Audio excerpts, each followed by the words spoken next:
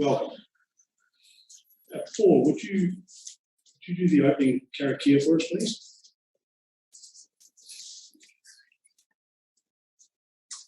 He honora he karore he mangoro ki te whenua whakaaro pai ki ngā tangata katoa. Ngāti atu nā ka hau ki roto ki tēnā o mātou. Hei tohuturu mai i a mātou i tēnā wā wanoanga. In the name of the Father, Son, and Holy Spirit, the glory to God in the highest and peace to his people on earth. We want to help to install a new heart in all of us present and online through Christ our Lord. Amen. Amen. On to item 2 on the agenda. We have an apology for lateness from Councillor Kennedy. He might be too far away. Are there any other apologies?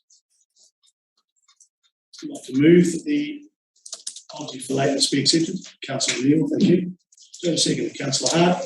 Those in favour? Aye. Declaration of interest, and it's been circulated by team systems. It is on the table. So if there's any matter that's arisen or that you see in the agenda that you should record an interest, please do. For in-committee, Parliament pathway. Thank you. Same for me.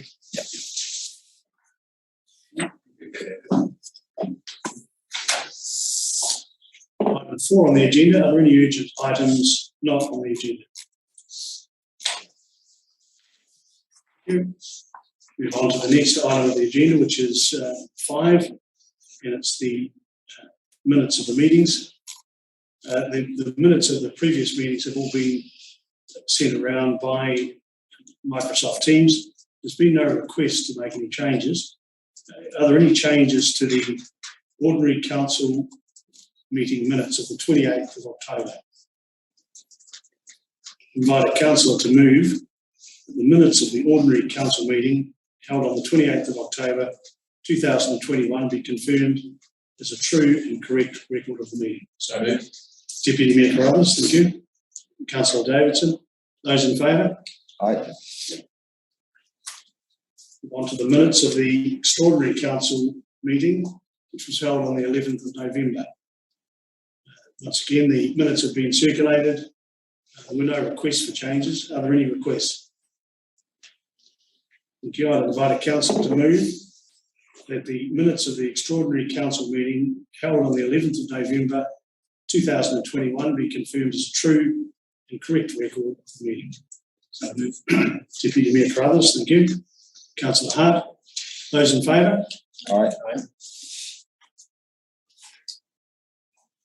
I approve that my digital signature be added to the confirmed ordinary council meeting minutes of the 28th of October 2021 and the extraordinary council meeting minutes of the 11th of October 2021. The following minutes are here to be received. They are the Audit and Risk Committee meeting minutes of the 10th of August. They have been circulated. Any questions there? I'd like a councillor to move that the minutes of the Audit and Risk Committee meeting held on the 10th of August 2021 be received. Councillor Hart, thank you. Councillor Davidson, those in favour? Aye. Thank you. Move on to item 6 on the agenda. Item 6 on the agenda is the action list, and it's on pages 6 to 11 of your agenda. Simon Bastian, Chief Executive, will present. Yes, good afternoon, Your Worship and Councillors. Lovely sunny day. This one. I'll go through each individual action one by one and take questions at the end. So Canary School, still on track with completing their work and no changes to the current status. Speed limit review. As previously indicated, the last council meeting will start consultation in February, which has been endorsed by Wakatai Point 3, Chinese garden flooding issues. Resource consent has been with Regional Council for 3 weeks now. We expect an update by the end of next week based on the 20 days notice period. So working through that with also a session with the community in regards to the construction post-resource consent. So that project will continue to be further developed. Kamara Gardens, still working with the community group in terms of the tender process. So it's in progress. Rebel Street Trial Stage 2. Those that have been down there recently would have seen the last couple of days the new decking is on there. We also have the display boards gone up as well, and obviously the construction of the stacked concrete has been completed. Iketika Wastewater Treatment Plant project update. So we've asked Stantec to present the status of the project later on in council meeting. Old Christchurch Road seal extension. So the final scope of works for that project is still being completed. Once we have that final costings, we'll revisit that as part of the annual plan process. Investigate costs for this building, WGC headquarters and the Waitara building. So we have an update today for the council presented last month. The other Waitara building, so the reports in council's notes today. Waitara business case timeline. So workshop concepts were in this within this council agenda workshop after the council meeting today. Regards to the trees outside the swimming pool, following further consultation with the project manager and the architects, it is not practical to reposition those trees within the same site. Hence, we will be looking to endorse the moving of those to the beachfront area. Maintenance program for Cement Road. A full assessment has been completed and traffic monitoring has been done. On average, is 105 vehicles per day, and the average speed is under 60 kilometres an hour. So we don't see any further work required for that other than regular maintenance. We have a presentation today in regards to all the numbers points in point 12, other than writing to Wakatai regarding speed limits. That has been done previously, but it still has an action to be undertaken. River Street Trial budget. I suggest that we defer this until we have a full final cost, so that project is still obviously the final parts being put together now, and we'll come back with an accurate pricing for that next available time frame.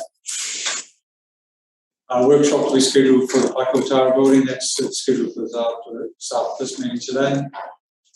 And communication. So there was a staff conducted business owners, and the concept has now been displayed on the next end of River Street. If we take questions, Richard. Thanks, Alan. We'll open it for discussion and give you a card. Paul. Number 10, thank you. The palm trees. I think we all hope that it's successful and they flourish down the beach. If, however, they turn their toes up, I'd just like it noted that I did try to save the trees. Just to highlight, even if we did move them on site, there is a chance it wouldn't survive as well. So they still have to be moved on site anyway. So there would have been also a chance that they could not decide a transplant. Okay, thank you. The number 13, the Revel Street budget. A bit disappointed that we don't have that budget today that we asked for. I don't think it would have been that hard to have pulled together the costs that have been provisional budget been done up. I could take an action to circulate that post this meeting as a provisional budget. Provisional budget would have been useful, yeah. Because I would imagine that that all the costs have been spent on down there so far. Someone's taken note of all those. So, I mean, we started off, of course, with a 3 month. It was going to be a 3 month trial and a budget of $50,000, and then we asked for that to be extended to a 6 month trial. Then it stretched into a 12 month trial, and the budget was stretched like an elastic band into $100,000, and on it goes, and we don't have the costs. And I just think we should. I mean, given there is disquiet out there about it, like it or not, and I just think we ignore 900 signatures or signatories at our peril.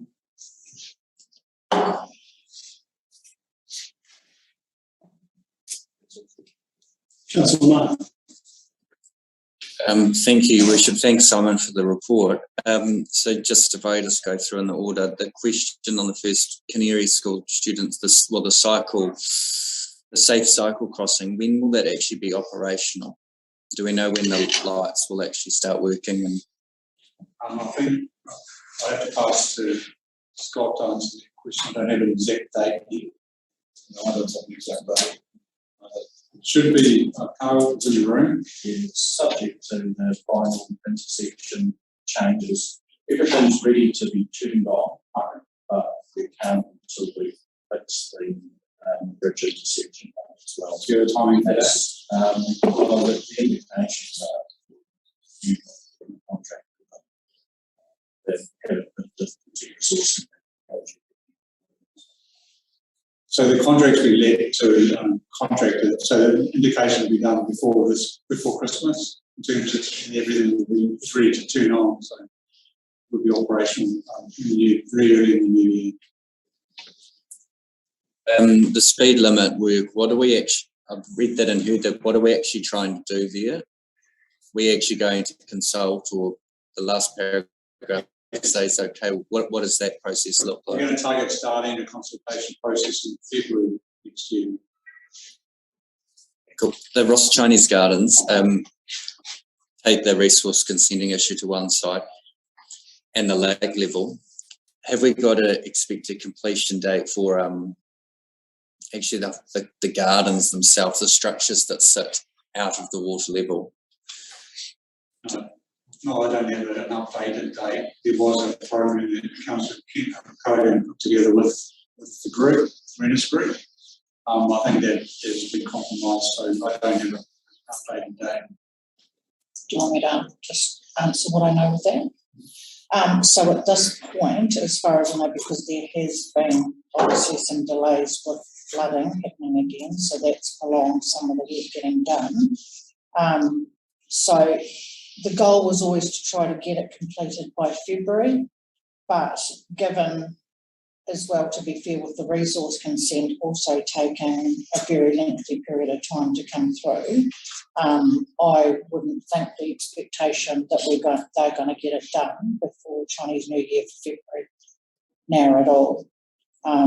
There's a number of complicated factors in that go with that, but yeah, I know for some of the lower part until the lake level's down and stabilised, there's a certain amount of that can't be finished.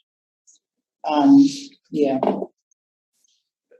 Yeah, okay, that's what I mean. The lake level and the structures that are affected by the lake level is one issue, but everything well out of the lake level, like the other tables and chairs and stuff, surely someone's got an idea on what they're doing. That project has never been a council project, so we've actually committed to getting the resource consent process as a token gesture to get that resolved at our cost. So that's cost outside of us having a budget to do that. So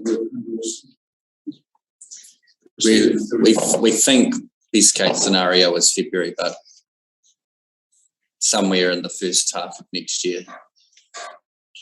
Resource consent. Yeah. So the intention is to execute the resource consent in summer, so to get that lake level management completed by the end of March.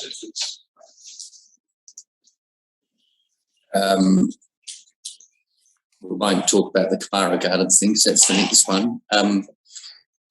the trial project, do you know when the decks and the poles, the lights, and all the sort of the display work will actually be completed? Have you got a completion?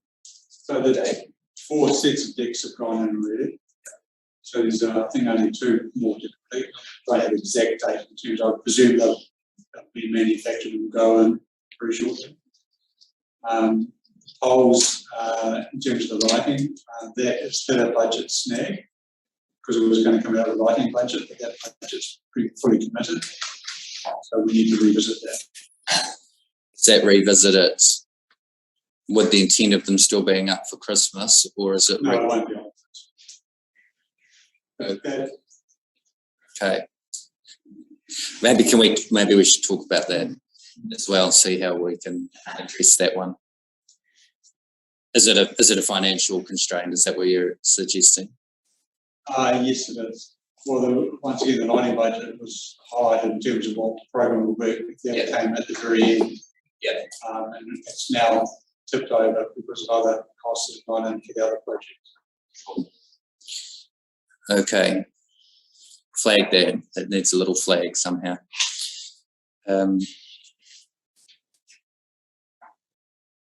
Just looking through here, the trees are on the move. Well, with respect through, that was never part of the trial. Lights. Not the original trial. It's part of the final concept drawing. Yeah, I think it sort of came out of the lights budget, which we're hearing is it's gone. It's been expended. Yeah. Thank you. Councillor Kennedy. No, just I may have missed it, and it's actually for you, Carl. Remind me again when the speed signs from the original trial are going to be up. Are they here installed? Or? Most of them are installed now. Yeah. There's just a few outstanding. I think the CSV projects have been done here. We're at 4-1 road the other day. They are moving on that. Okay, no, that'll be done before Christmas or whatever. Yeah, no, that's cool. And look, just on the Rebel Street thing, it's, yeah, I don't know, perhaps in future we need to be a bit clearer, and whatever we're doing needs to be done better, basically. That's all from me. Councillor Hart. No, I have questions, please. In the Deep South. Councillor Hartshall. No, nothing from me, Your Worship. Councillor Neal. Like Paul, I'd like to noted my opinion on the palm trees. I don't think we should be moving them out from the beach. I don't think they belong there. They're not native. Chances are they won't be well there. We spend a lot of money going through the process, and they've got toxic harms to them anyway, so I don't think they should even be in a recreational area. Just to follow up on that, I could take direction from the council whether they want to be relocated or just removed completely. Maybe they could be removed in Paul's place. There is a cost to relocating. If we don't see that there's a value to move them to the beachfront, we could offer it up for anyone to take free issue. I think that is a point that they're not native. It's not a natural environment for them, and they may not look that good. I think they will look okay as part of the entrance way into Belt, out of Boat Lane, is the target area. I'll comment on that, Your Worship. Well, let's I'll come back to you. Councillor Neal. Well, no, Kenneth Williams. And you just one concern with the Rebel Street, that new stacked concrete is quite dry, quite glary on sunny day. Is that always, is all the stacked stuff going to be that colour, or will some be coloured? No, it's intended to stay that colour. Once you start staining it, then you have other problems in terms of maintaining it. So it will darken over time anyway, like it's freshly laid concrete. We may have discussed actually just colouring the concrete before it's even poured on, as opposed to staining. Sorry? Did we discuss colouring the concrete before it was poured? Like you can put the dye into the concrete. Yeah, we did. We did discuss it. Okay. Cool. No, and yeah, some of the comments, some of those going across that has been mentioned. Thank you. Councillor Conan.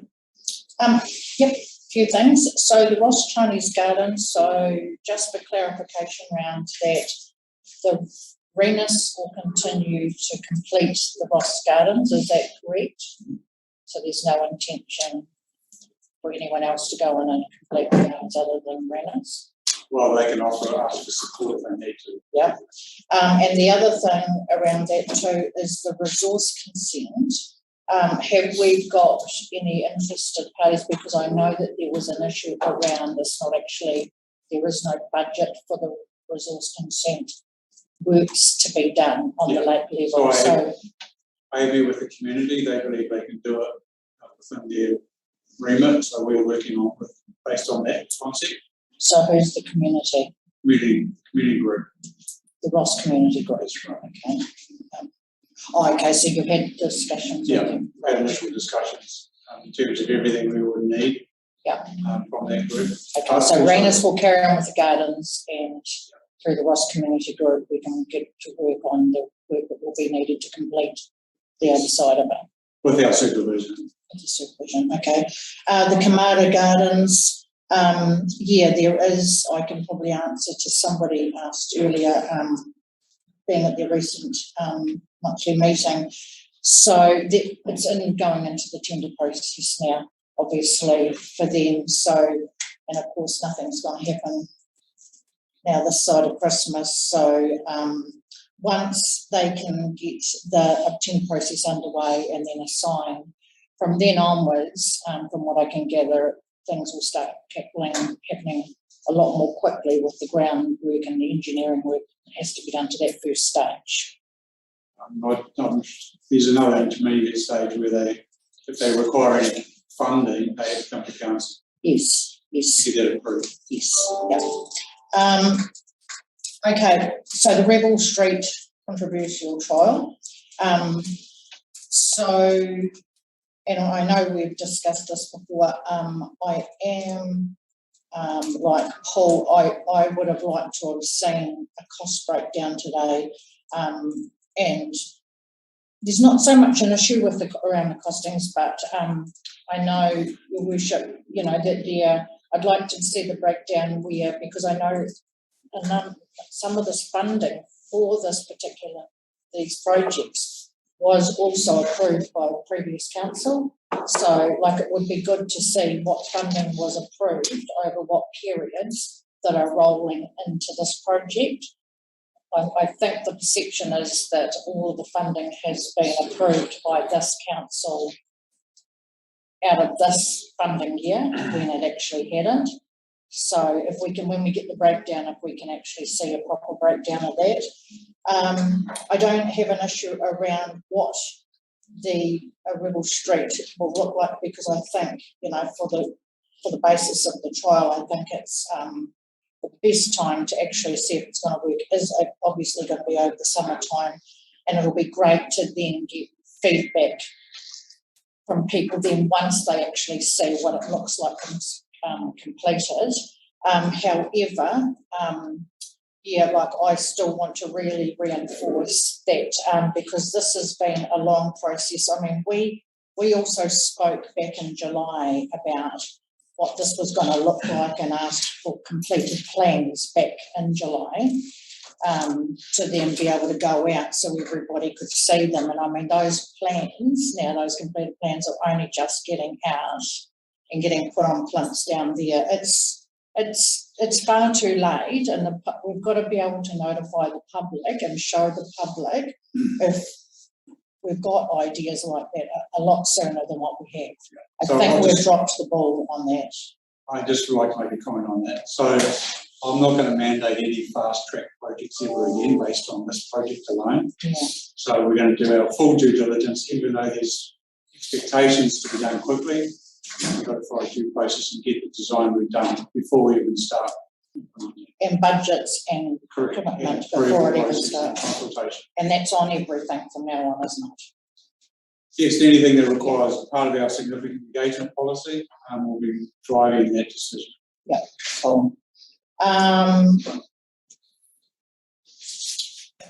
sorry, I'm just going through here. I'm looking forward to the workshop this afternoon on the Pakiwatara building case because I really obviously do want to see where we're heading from here with that. Pakiwatara building. Yep, no, that's me. Thank you. Councillor Davis. Yeah, just on the Rebel Street, the concrete, stamped concrete, is that, you're saying that's going to be used in other places? Yeah, I just think that if there's an issue now with the colour and the brightness of it, perhaps we should sort of look at revisiting that. Thank you. Just on the Old Christchurch Road extension portion, Simon, is that 12 k's to go, or was it to the 12 k mark? That was the whole concept, was to do 12 kilometres. Right. I think we only managed 8. Yes. Right. So we formed about 2.4 kilometres ready for sealing, but we didn't seal it. We ran out of funding. So once Carl has defined the total cost of that remaining work, we can request council to look at that as part of the planning process, or as soon as we have available external funding, put that for completion. So, like we said, we've done all the prep work, but we just don't have the funding to do the sealing. And then just, while I'm hearing everybody talking about Rebel Street and understand the complexities and support what they're saying, I still want to thank staff for what they're doing in this environment. It's a challenging one, to say the least. So, just thanks to staff for what they're doing. Above all the stuff we've got to sort out. Well, there's one thing that needs a steerage coming out of this. Do we cut the trees down across the road, or we shift them? We need to give the staff a firm direction. Someone like to make a suggestion? Let's not leave this. I suggest we shift them. Anyone against shifting them? Yeah. Oh, no. Sorry, Councillor Hartwell. Yeah, well, I think we probably need to have a crack at moving them. And towards the sea, you probably want them I think it's the same as Jane. It probably wants to be further away from the sea as you can, but the other option is, does somebody else want to buy them and remove them or take them away at no cost? You put that up as an option. Good point. Jane, you raised your hand first, and then Jenny. Yeah, I think we should be, obviously they've got to be removed, and I think the way to do it would be to see if anyone wants them. I don't think they're appropriate now on the beachfront. So I don't think they look great out there, they look out of place. It's like trying to look like the islands. And if nobody wants them, do we chop them? Or We chop them down when they go to the chop them down? driveways. Yeah, Jenny. So a couple of things. My understanding is we did have an arborist, and there's been discussion around, when the best time of the year would be to, if we were going to remove them and replant them. And sorry, Councillor Neil, I have to disagree with you here. I think they look fabulous as having palm trees along our beachfront, because our beachfront's already well underutilised as a beachside town. And you know what, if we were able to move them there and they were successful at staying alive, I think that they would be a great attraction for tourists. Yeah. Anyone else? Councillor Davis? Paul? I'm more concerned about the suggestion of ethnic cleansing of exotic trees. I think if we went down that path, we'd end up with a very barren landscape around here. So I don't think that's really an argument at all. The argument is whether or not they move or given away or whatever. You know my views on it, but I'm only one person. Councillor I just worried that Paul's misunderstood me. I am only talking about these two exotics, not all the exotics. I need us to put a firm direction to start. Yeah, we moved them. Yep. remove them to the meeting? We have a crack. Yeah, absolutely. Yeah. Is there a general consensus? Yeah, Thank you. give the trees a chance. Give them a crack. Yeah. Save the trees. Save the trees. Don't find something like this. We'll have to try to climb. You never know. I invite the council to move that the updated action list be received. And also all the completed ones will be removed. Okay, and the completed ones removed. Councillor Davidson, thank you. Councillor Hart, those in favour? Aye. Thanks for that, Simon. Now the exciting part, through the presentations. Welcome to John Strange from Stantec, and of course Kylie, who's on the Zoom there from where are you at the moment? Motueka. Motueka, lovely place. John, it's in your hands. Thank you. Thank you, Your Worship and councillors. Nice to come and present to you this afternoon. I'll stand here and be the face, and I will start things off and do the bulk of the presentation, and then I'll just talk to a couple of elements through there. Does that sound good? Do you want to check that we can hear you? Yep. Can you hear me? Yeah, that's good. Awesome. Over to me. Yes, yeah. Do you want to switch to the next slide? I'll just give a brief introduction. My name is Kylie Heward. I'm a transport planner, but a business case specialist. So I'm supporting the team through the business case process, but I'm definitely no expert on wastewater treatment plants. So any of those questions, direct them to John. But we just wanted to share with you where we've got to over the last couple of months in terms of our key milestones and some of the deliverables and the outcomes that we've delivered and the next steps along the way. So we had our first inaugural meeting with the Oversight Committee back in August, and the real purpose of this was to present to the committee an overview of the business case process. A lot of people don't necessarily understand it, and also to seek input from them on basically the project outcome statement. And the outcome statement is actually just, your end goal. What are you trying to achieve? And for Hokitika, that was for this project, that was agreed to be improving health, environment and cultural outcomes by delivering a fit-for-purpose, resilient wastewater treatment system for Hokitika. And that is kind of the goal of the project. And I'll share the what's called an investment logic map with you shortly, and you can see that at the top of the investment story, basically on a page. We also wanted to talk to the Oversight Committee about the potential stakeholders that we need to bring in throughout the project, the comms and engagement process, and we just had an initial discussion about the scope of the project as well as some high-level risks. So then the second workshop, well, the first workshop, sorry, was actually the problem definition workshop, which was held in September. So it's really important before you start jumping into solutions to actually understand, well, what problems are we trying to solve? And so we facilitated a workshop. It had to be online because of COVID. But we focused on, well, what's the root cause of these problems and what's the effect and the consequence of these problems, the consequence of not addressing the problem. We also discussed the benefits of investment that we aim to get from investing in a new wastewater treatment plant. So the outcome of this workshop was what's called an investment logic map, and I'll get John to shortly switch slides and I'll talk through the investment logic map. So this workshop was attended by Putini Ngaitahu representatives as well as Westland District Council staff. We then went back to the Oversight Committee to get endorsement for the investment logic map. I'll call it an ILM because it's a long word otherwise.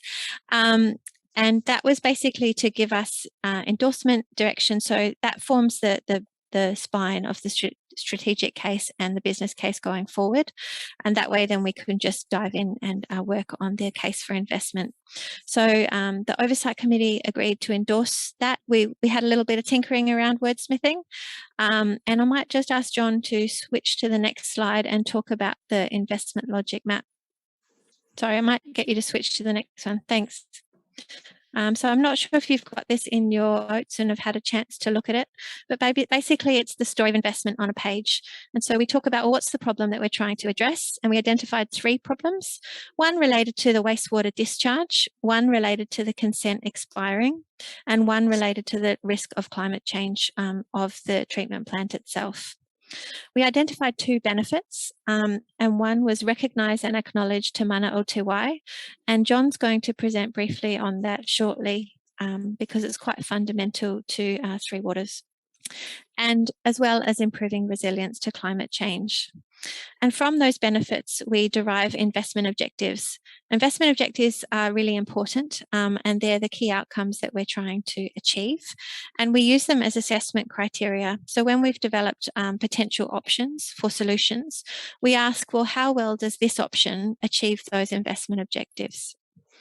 One of the benefits of doing a investment logic map is that if we only thought, let's just focus on the consent or let's focus on the discharge, we're not actually developing the right solution. So actually, workshopping actually what the key problems are, you can actually start to think, well, even if we just upgraded the ponds to improve the discharge or, get a new consent, that doesn't solve the risk of the climate change and inundation because of where the treatment plant is located. So it's a really important part. And as I said, it forms the spine of the business case. John, do you want to just touch now on Te Mana o Te Wai, and then I'll go back to the milestones? Sure, thanks, Kylie. So this slide here has a wee graphic on the left, and Te Mana o Te Wai, the mana of the water, is a fundamental concept as part of the National Policy Statement for Freshwater Management 2020. This is not a new policy statement, so it's a 2014 initial policy statement. It was amended in 2017, reinforcing it as a map of national importance concepts. And then in 2020, this version, Te Mana o Te Wai, was elevated further to become the only objective of the policy statement.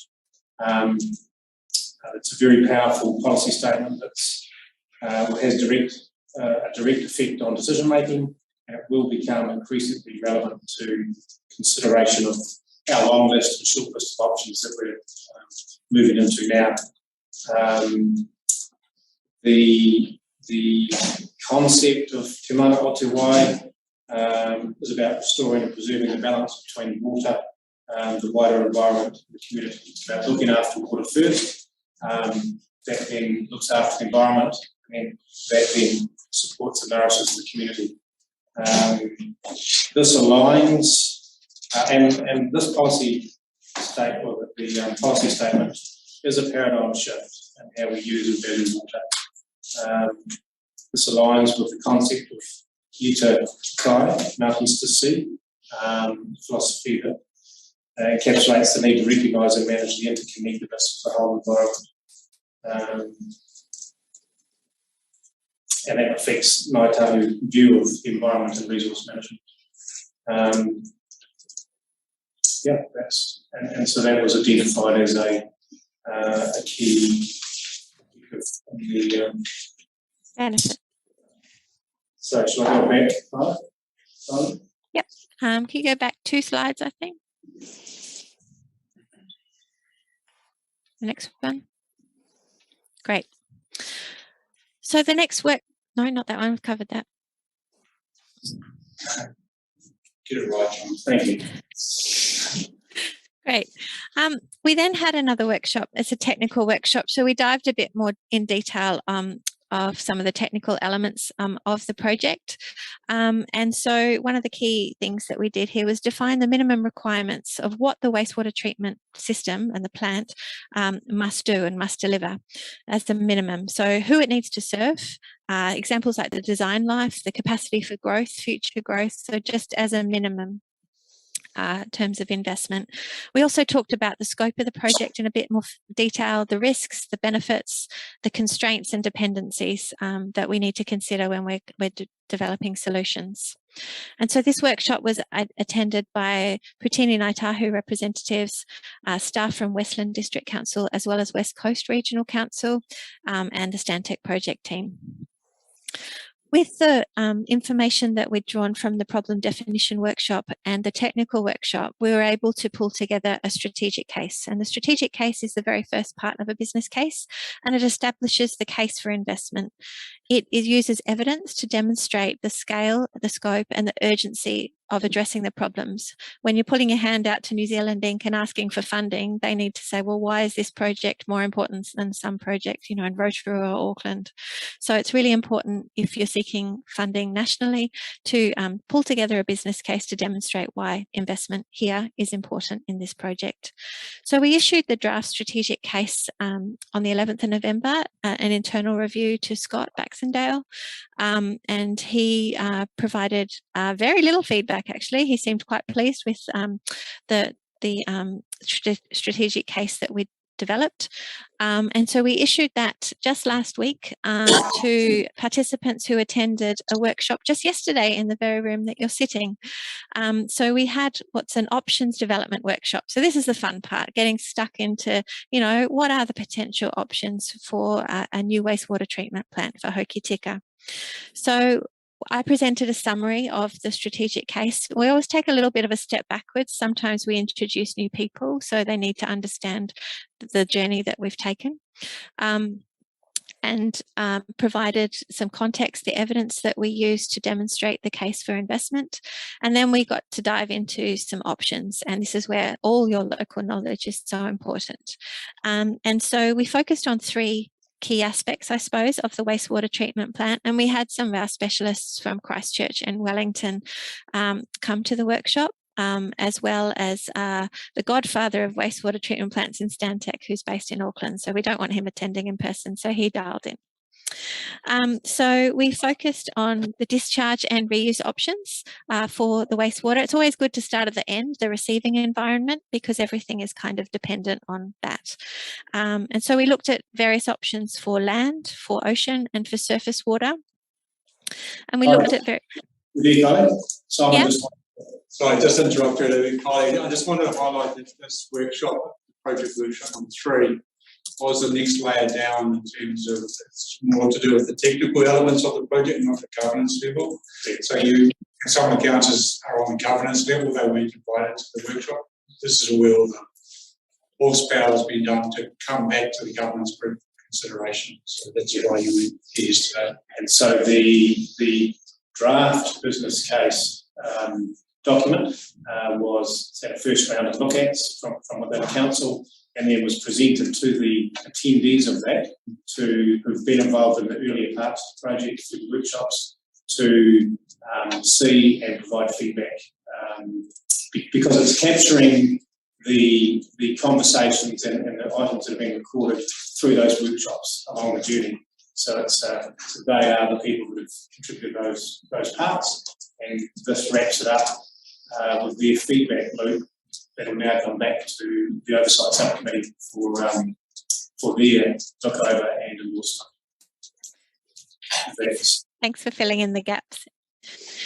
But again, we didn't receive much feedback at all, other than from you, Simon, who just flagged to us that there's new data being developed, being made available from Becca on the we received positive feedback. Thank you. Thanks, John. Met personally with one of our EU reps from Putini Ngaitahu to talk through the language and the concepts used to ensure that we were addressing that side too. So it's a review from both sides of the oversight and being presented to the attendees now to have the input. Shall I keep going? Thanks. Good. That's all right. So as I said, we focused on the discharge options, where the discharge can go.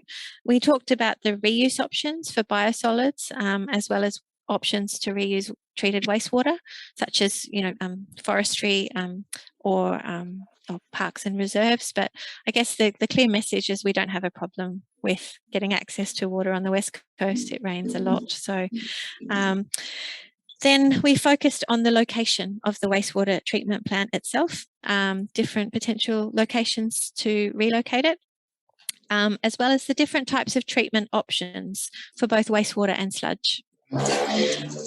And then the last aspect we focused was to manage wastewater inputs. So whether there's opportunities to reduce the volume of wastewater going into the system, and whether there's options for different options for wastewater, for industrial wastewater, with a particular focus on silver fern farms.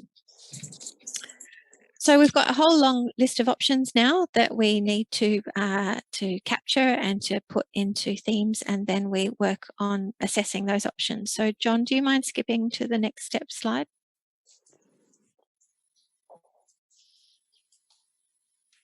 Great.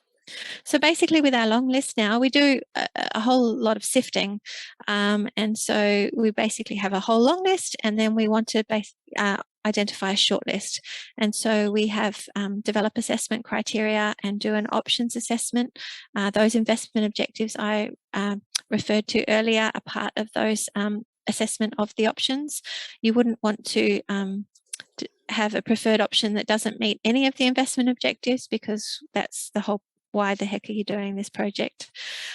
Once you've got your short list of options, we do a lot more detailed investigation and assessment of those shortlisted options, and then we identify a preferred option and start to get into the details of the preferred option. We develop 3 cases: commercial case, financial case, and management case. Their business case speak for basically a procurement strategy, identifying options for funding, and then discussing the governance arrangements for the wastewater treatment plant. And then we complete the business case. And then it moves into consenting and design and construction and commissioning. Well, yeah, Kylie, thanks for this. Can you, within your next steps, identify those key milestones when the governance group will have to be involved with, I suppose, the right steering? I was just about to say, I hope that our invite to talk to the full council isn't seen as a slight on the oversight subcommittee, and I apologise if it's taken as one. This was a short update. John, I can assure you it was gratefully received, so that everybody's in the loop. So we'll certainly, now that we've had this long list workshop, identify the next steps, and with that input and government oversight from the oversight subcommittee, work through what the assessment criteria are going to be, and a process that works for that group, and then move through those processes. And there will be another workshop to work through the short list of options.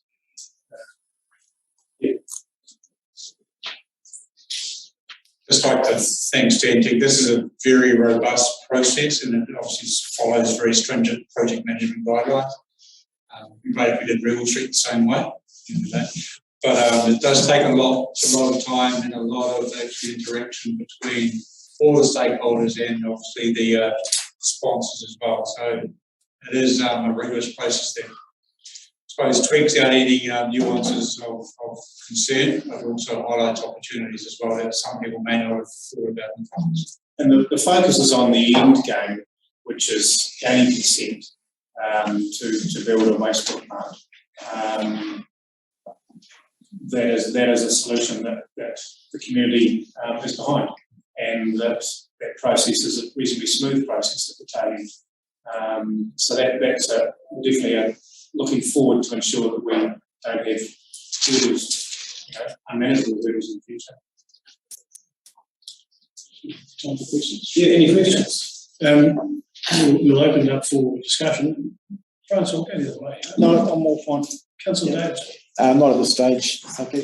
Councillor Cohen. No, I think it's a huge piece of work, so it's good to see due diligence is happening along the process.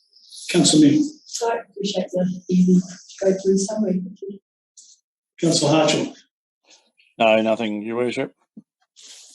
Councillor Hart. Councillor King. Just one question which you probably might not be able to answer. What's the likelihood that we're going to get a wastewater treatment plant that A, we can afford, and B, takes care of all the issues around there? Like, are we going to need to, you obviously don't know how much it's going to cost currently, I think the answer is fairly high. fairly high? Yeah. Confidence? Starting point is to be sitting at the table together, working through what these problems and objectives and goals are together. And there may be a new entity that funds these things. Seen as a project risk, it could be a project benefit that there may be a funding agency that's different to the council here. Yeah, can I just make a comment on that process? Obviously, Three Waters reform is the current mandate is not something that this council supported, but if it does end up going through, and we've started down this process, looking 2 years down the line in July 24, we would have had a design and a concept and will be well advanced in terms of finalising that. There'll be little appetite for a new entity to change that path, but we also don't want to cut ourselves off if we know that we're going to be in a position where we can make sure we do the right thing with the project without cutting corners as well in terms of funding. So there's a fine balancing act in terms of, going full Monty and get bells and whistles, or do we do it just make it really affordable and squeak through, but not be the best part for what long term. So we'll work through those options as we develop that. And affordability will be clearly one of the criteria as part of the system. And just sorry, one final question. Are we confident that come 2026 we're not having to go to the regional council and say, hey, we need another couple of years? Well, that's the goal. And we know that we're on a process that's a clear process, and if for some reason for positive benefits for the overarching project we didn't get there, there'd be a very good reason why. And we'll just address those things going forward. Thanks for the update, Joel. Yeah, no, nothing from me. Just thank the Stantec and the staff and the Oversight Committee. This is big stuff for Hokitika, and I'm not sure people really appreciate the magnitude of it. It's probably the biggest investment that this council will ever make. It's future-proof in the town. And one of the benefits that's missing off that list up there was the aesthetics. You're no longer going to have the welcome to Hokitika with the sewage ponds front door. All of these are things to celebrate. We'll be able to use the Arohura mussel beds again instead of being continually polluted from the outflow from the sewage ponds. So the benefits are ongoing. And my question really was about the Three Waters and how far along the road do we need to be to qualify, assuming that this steamroller is going to continue on, and I think it will be. So how far along do we need to be to be able to qualify to tap into the fund? With the resource consents, so they're applied for, or what stage? So in terms of, we've already got some funding, which is the first tranche, so we'll put 2 million towards which some of it's been rediverted to the Town Bell East project. So we have, I think, from recall, there is a first tranche of money from July next year. Yes, sorry, through which I mean the substantive project. The full project of once we come up with it, given that it's running in parallel with the Three Waters reforms, at what stage? I don't want to miss the bus. I mean, if we're going to be compelled to go down this road, and if that our committee that we're on, His Worship, is doesn't succeed in derailing it, then we're stuck with it. I think if you look at the steps for 2022, we would need to know with regards to commercial and financial case what the top end cost is going to be at that stage. So it's probably, we're looking around 6 months away, John, approximately. One of the key kind of provisos that we might stretch a few bullet points out is depending on what the shortlist options are, the investigations that we need to be able to do due diligence on the ability for receiving environments, etc., to work, might stretch time, because often with wastewater type and groundwater type work, you often need to see 12 months worth of groundwater information. So it just depends on what, Scott. All I was going to say is that to proceed with this kind of project, we need to learn from it within the model. I think go to the US without that has been picked up by default by the new entity. I think the issue we've got with this is I don't think that we would be thanked by anybody who left it late and sort of handed a water treatment plant across the new entity which due to expire in 2026. So there will need to be an engagement at some stage to explain what we're trying to do. But actually, I'm not anticipating anybody pushing back on it. I think there may be a bullet point missing after identify preferred option, John, which is due diligence of that site, which will then lead into commercial case. So, like you said, the evaluation of the site. I think some of those assessments will be done prior to the preferred option. This is kind of a short, quick bullet list for the purpose of giving a brief set of headlights into the distance. So through your worship, then so the fact we're underway, does that mean we have a foot in the door for under the three waters? So it's already in that LTP, so it's already well identified as part of our program of work. Yeah, is that going to be enough for them to say, okay, well, you're on the conveyor belt? So we've got a considerable sum in there. Until we do the financial case, we don't know if there's any variance to that.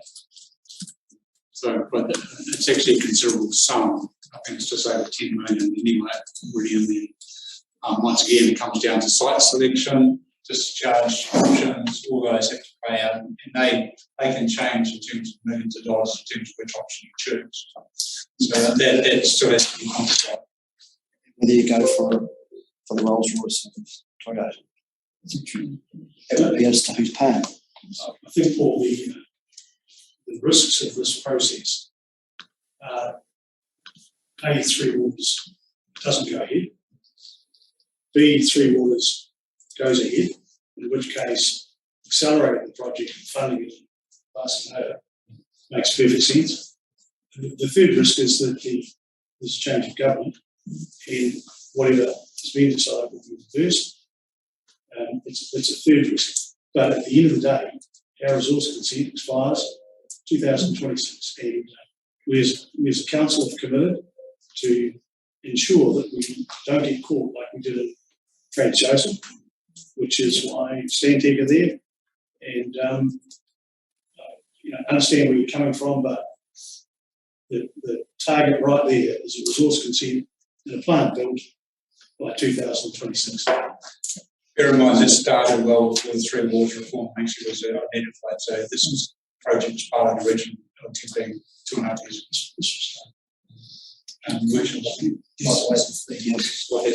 ago.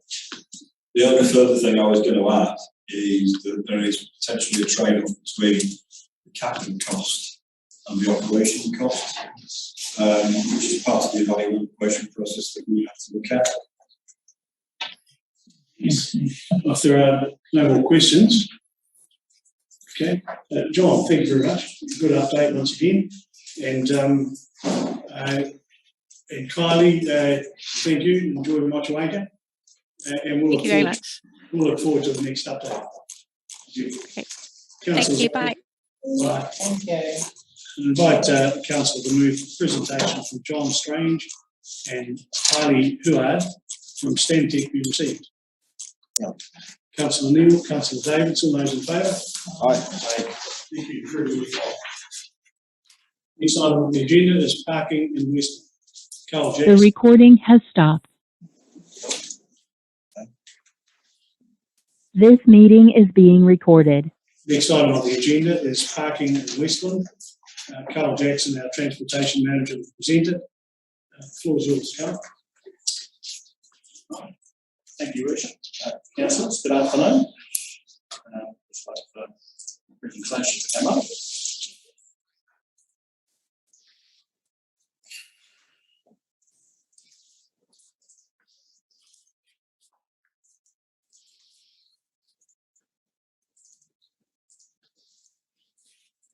Okay, so here to talk to you today about parking in general in Westland. Possibly mainly focused on Oversight, but we have looked at some of our outlying towns as well. So there's a number of topics that I'd like to cover off today, starting off with quick wins. And what I mean by that is things that we can do reasonably soon at reasonably little cost to have a decent effect on parking. Main changes. So going forward, what we've got in the pipeline in slightly longer term, medium term. Wider conversations. This is looking at what public engagement or talking to our customers and finding out what their needs are with regards to parking so that we can look at meeting them. And that will ultimately lead into our longer term strategy and planning for what we do with parking in Westland. So just starting off on that quick wins. Like I said, it's changes that we can do when we're doing a bit of work in an area. If there's something we can do straight away to improve parking, we'll certainly look at it. So examples of that are what we've done just outside our front door in Weld Street, outside the Parking Writer building in Hawkeys.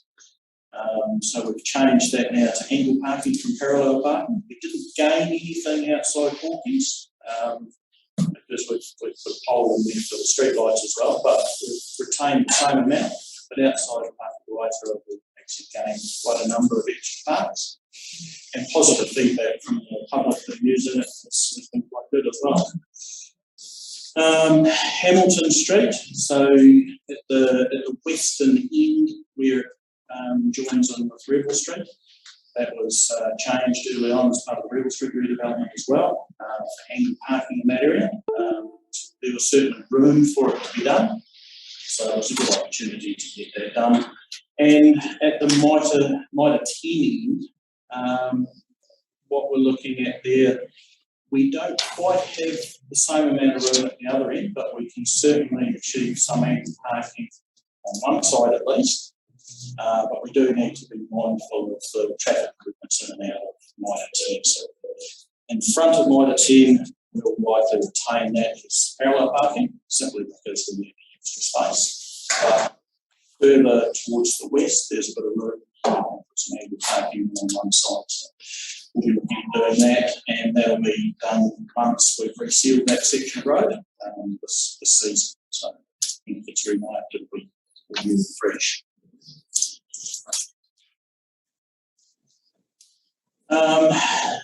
Other wins we could have, we actually had to have a look at what we've got in terms of signage, where it's directing people. I mean, this photo of Beach Street was just on an average weekday. Heaps of parks there, but nobody seems to know about them. So there's a number of things that we can do to improve that signage. So we need to have a look around and see what we can do. We've got campervan parks in Gibson Key as an example, but again, they don't really get a lot of use. We get a lot of use in other parts of town. We get camper vans parking in CPD, which is really less than ideal. And even though they've got designated parks, they don't seem to get used. And why is that? They may not be known or easily signposted.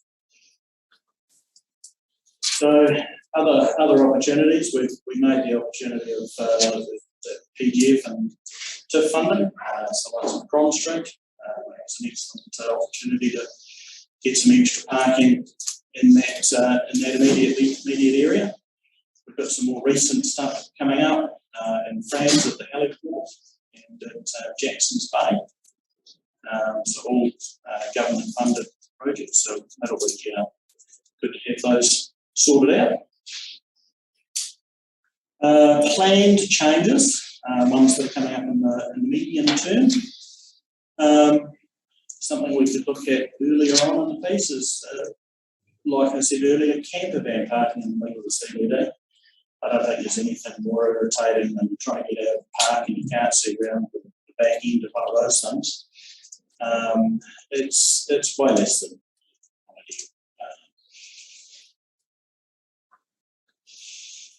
ideal. Angle parking outside our offices and Railway Terrace.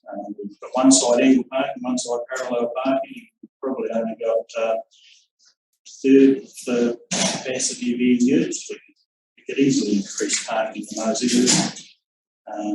So something we can look forward to.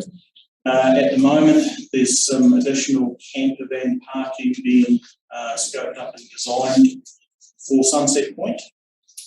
So that'll be another area that we can look at putting these extra bits and pieces.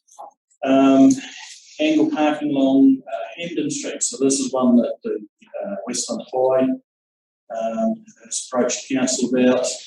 That area is a well-used sports ground, and the grass along one side just gets hammered with people parking on it. So it makes sense to put some parking along there. But again, that's something that we're in the process of scoping up to improve and use and plan going forward, as well as there's an existing car park. It is a formal car park, but it's not been fully developed, just next to the new dentist on River Street. Ideally, it would be sealed and marked and set out properly.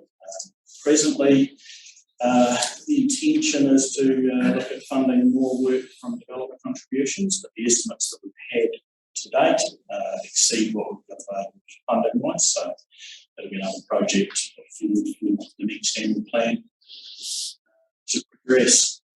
So wider conversations with our customers. We've had some interesting things happen as a result of COVID. With no tourists, there's no big buses coming into town.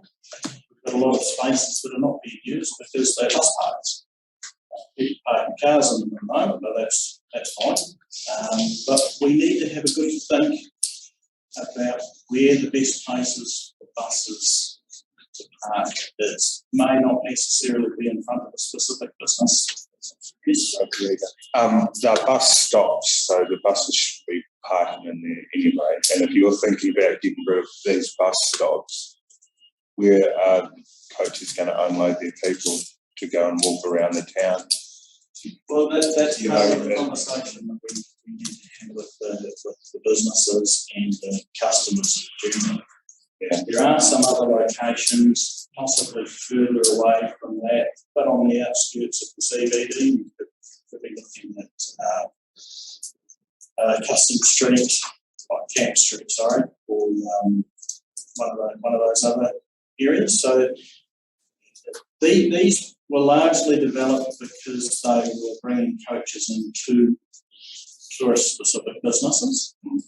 And in the past, they've been used specifically to target that business.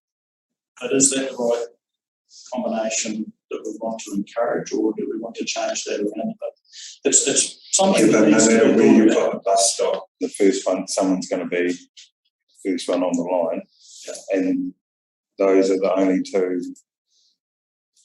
in town currently because you got rid of the one there. I just think it's a terrible idea, moving any bus stop. Yes, unfortunately, I know a bit about this. So yeah, there is a real, it's going to involve quite a bit of discussion with businesses. The trouble with these buses that come into town with these people on it is they're always, we're not a, I'd love for us to be an overnighter, but generally we're not, and they are on a very tight time frame. So the minute we start talking about parking buses further away from the CBD, that's going to become a real issue. One, because of time. Two, because what if it's raining? And then they've got to still get from where they are. Now, most buses I know generally are here for an hour, hour and a half max.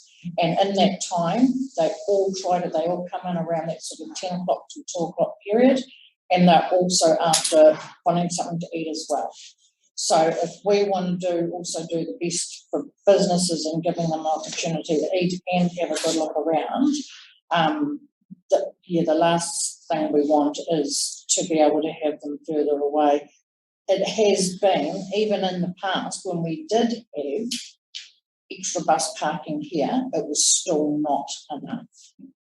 I'm not saying do away with them. Yeah. What I'm saying is that we need to have a broader conversation about where's the best place for it. That place might be the best place for it, but do we actually know? We haven't examined other options, and I'm not saying move them out of the CBD, because I think there's a place for it in there, but just where is that place? Where's the best place for maximum effect for everybody? Yeah. That's what we're disabled parking. Do we have enough? We need to have that wider conversation. We've got a couple. Are they in the right places? Touchy topic. Do we want parking enforcement? I know this is great. The parking enforcement, but really anything that they get really only covers the cost of the staff time to do it. And all it does is it keeps some of the shop owners honest in terms of not parking in front of their businesses for the entire day. Is that what we want? I don't know.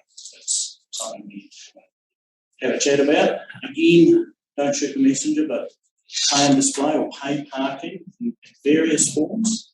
There's likely a number of ways that could be done without affecting any of the ratepayers. Thinking along the lines of customers come, visitors come to the area, potentially expecting to pay for services or parking, and they walk away without paying for anything. Is that what we want to do? Do we want to capitalise on that resource to add extra benefits elsewhere within the area? All topics of conversation. Some of them will be touchy, some of them won't be. Are there any areas in town where we need more parking? Are there some areas that are heavily congested? What can we do? Is there something nearby that we can utilise? Some businesses in the CBD might have space up their sleeve that's not getting utilised. In reference to that is the health centre just opposite Untitled. It has a very large sealed area. I believe there's been some initial conversations around that, and there's potential to develop car parks in there with an MOU set up with that organisation. So there's a number of things that we need to have a good look at and identify a direction. Caravan parking, other one. It's a bit of a personal subject for me. Interested where you can park if you've got a caravan on. Some of them park on the outskirts of town. Some of them try to come into town and park, but it's the same as camper van parking. Are there areas for them? I mean, there's a lot of people trying caravans around now. So it's something that it's a relatively new thing in terms of the numbers of them on the road, but how we're going to cater to them. A longer term, We need to actually sit down and have a really good think about what kind of strategy we set up. We don't have a strategy for parking. We don't have any real clear idea on what we want to do, when we want to do it, how we want to do it. It's something that we shouldn't just look at for our CBD, but also other urban areas around the district, and some rural areas as well. Some of the recreational areas, say perhaps out at Lake Canary, what are we going to do with parking for people with boat trailers and boats and the visitors that come out there? At the moment they're using dockland, and that's fine, but there's no real guidelines around how people are parking and where they should be parking, and it can be a bit of a free-for-all at times at some of these places. Other settlements, we need to keep in mind what's going on. We've been doing some improvements in France, but what do we need to do in Fox? What do we need to do in Hearts? Harry, Canary, anywhere like that. We need to consider what's there, what's available, and we've got enough. That full gamut, really.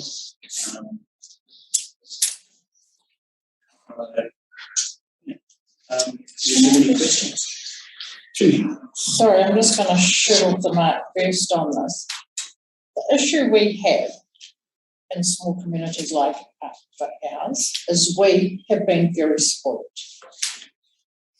So when we want to go somewhere, unless we can't park right outside it, and I'm sure everyone in this room's done it, you think, I'll come back another day when I can get right outside to go into that particular shop. Sometimes I think there's too much focus on the whole parking thing. Yes, add more car parks, but does it matter if those car parks are also added around into Hamilton, utilise Hamilton Street? I think Hamilton Street's wide enough that could be used a lot more than what it is. You know, it's only half a block to town. I know there's been some controversy around the Rebel Street one way, you know, and that people won't be able to park directly outside the shop. You know, like we're a spoiled community. You know, how lucky. Most places you don't, yes, you might have a few more car parks out the side of particular places, but that's not always possible. And yeah, we need to also focus on the fact that it's also okay if you have to just walk a little way to get to where you need to be. It's an interesting point that you raised, and it's a conversation that I've had with many people. And it's not just unique to us. The same thing happens in Christchurch. The same thing happens in any town. And it's a local attitude. So the locals would prefer to park as close as possible to the business they want to go to. But the visitors, the out-of-towners, will quite happily park anywhere and walk. We do the same thing ourselves when we go to Christchurch. We'll park in a parking building and we'll walk however distance we need to, however far, to get to what we need to. We don't expect to be able to park in front of the business that we want to shop at. But it's the same for people in Christchurch who prefer to park in front of the business they shop at, but they're happy to walk if they come in. So it's not a unique thing, but it is something that is challenging for people. But you're correct, and there is parking that's underutilized. It's just, and also if you go back to your pictures down where you said quick wins continued, if you look along beach, that's not, you know, behind the beachfront hotel area, you know, you're right. There's a lot of car parking around there. However, I do wonder whether people need to be encouraged with that by there actually being parking lines up there. So people, you know, because, yeah, sometimes when there's actually not physically a white line in front of you, you know, you might be a little bit hesitant about, okay, you know, we could park here. So maybe that's food for thought when we talk about extra car parking.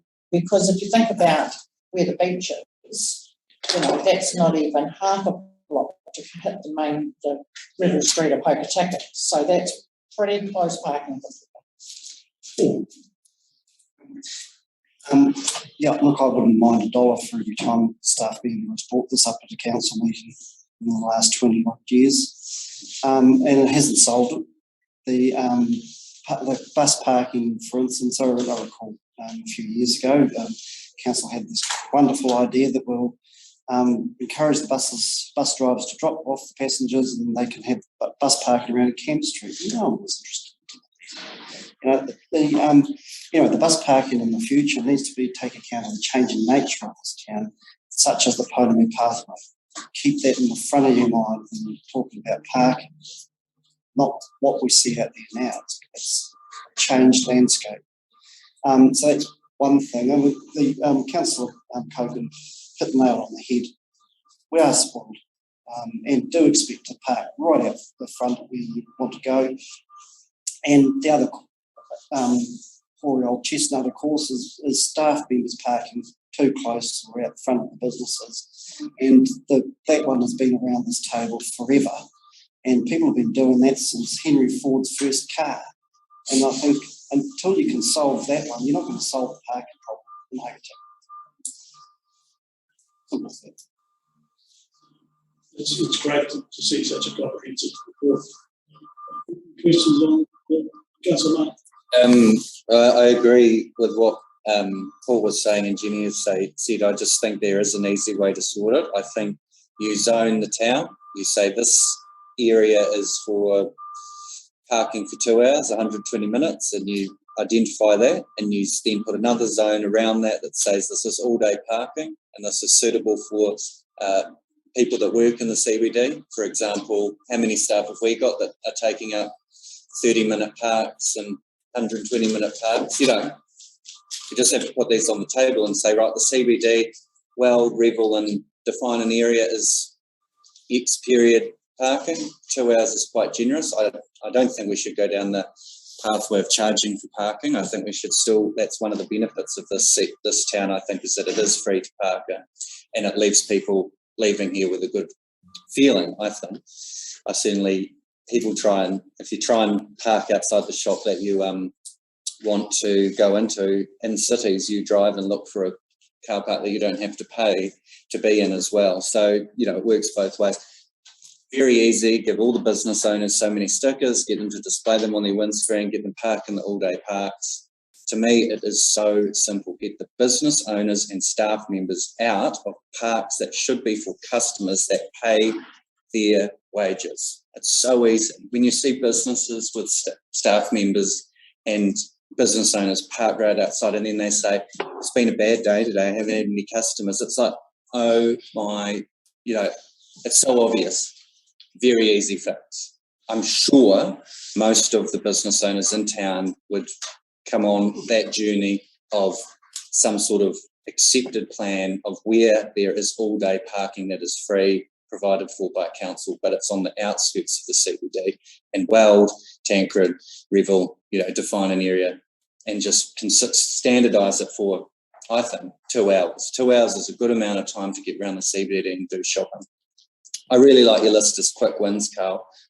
They kind of flow from the direction of council too, so you're really impressed with that. Fixing this railway terrace will be great, and getting that sorted so that when 7, 8, 9 councillors arrive, we're not putting staff out or all these sorts of things, and we're not parking in 30-minute parks because we've got 5 minutes, all that sort of stuff. Address, tick, fix.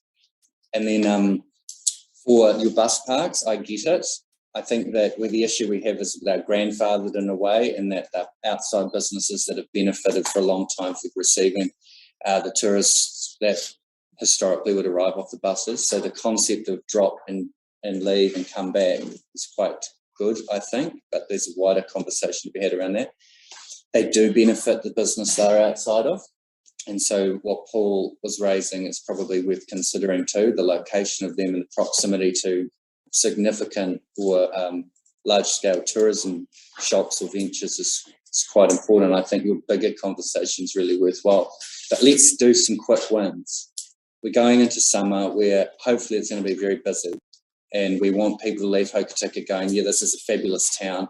This is a great place to come back to for an extended stay at some stage in the future. So that list of quick wins, fully supported. And I think if we can try and encourage and even enforce locals that work in the CBD and business owners that work in the CBD not parking outside their own businesses and taking up 3, 4, 5 parks, that would be excellent. That, you know, we wouldn't actually need to build any. We wouldn't even need to build any more parks if people utilise the ones we've got well. Councillor Hartshall, you know that? Yeah, Carl, this one thing I've brought up before would be like parking for tradies and people like myself that are driving through with trailers. It is a bit difficult around town to find somewhere where you can park with a vehicle and a trailer these days, especially when it's busy. But if you have seen like the boat ramp in Nelson there, where you can drive in and straight through, and they're all parallel. I don't know where you could physically fit it in, but it would be something that would be used by a lot of people. Not there's a lot of mention for caravanners, but there's actually a lot of tradies that are towing stuff, you know, that would need to call into Hokitika for 10 minutes or something like that on the way through, but have nowhere handy to park, I should say. Well, that's another valid point as well too. And looking at perhaps the layout at Lake Runner, the boat ramp there with the boat trailer parking, where it's drive in, drive out. Yeah, there's plenty of room. But yeah, that again, that is part for the wider conversation, and looking to identify potential areas where that could be set up. Some of the Councillor Kennedy. Yeah. I suppose, look, I think there should be more bus parking as opposed to less of it. Jenny's right. Hey, we should walk around the block. And I do worry, you know, because obviously, more bus parking. Buses carry, 53 people, being 200 people in an hour and a half dropped off in and out, as opposed to 3 people in town parked in their cars for the whole day. Should encourage more bus parking and more census pony. That's what I think. There's a lot to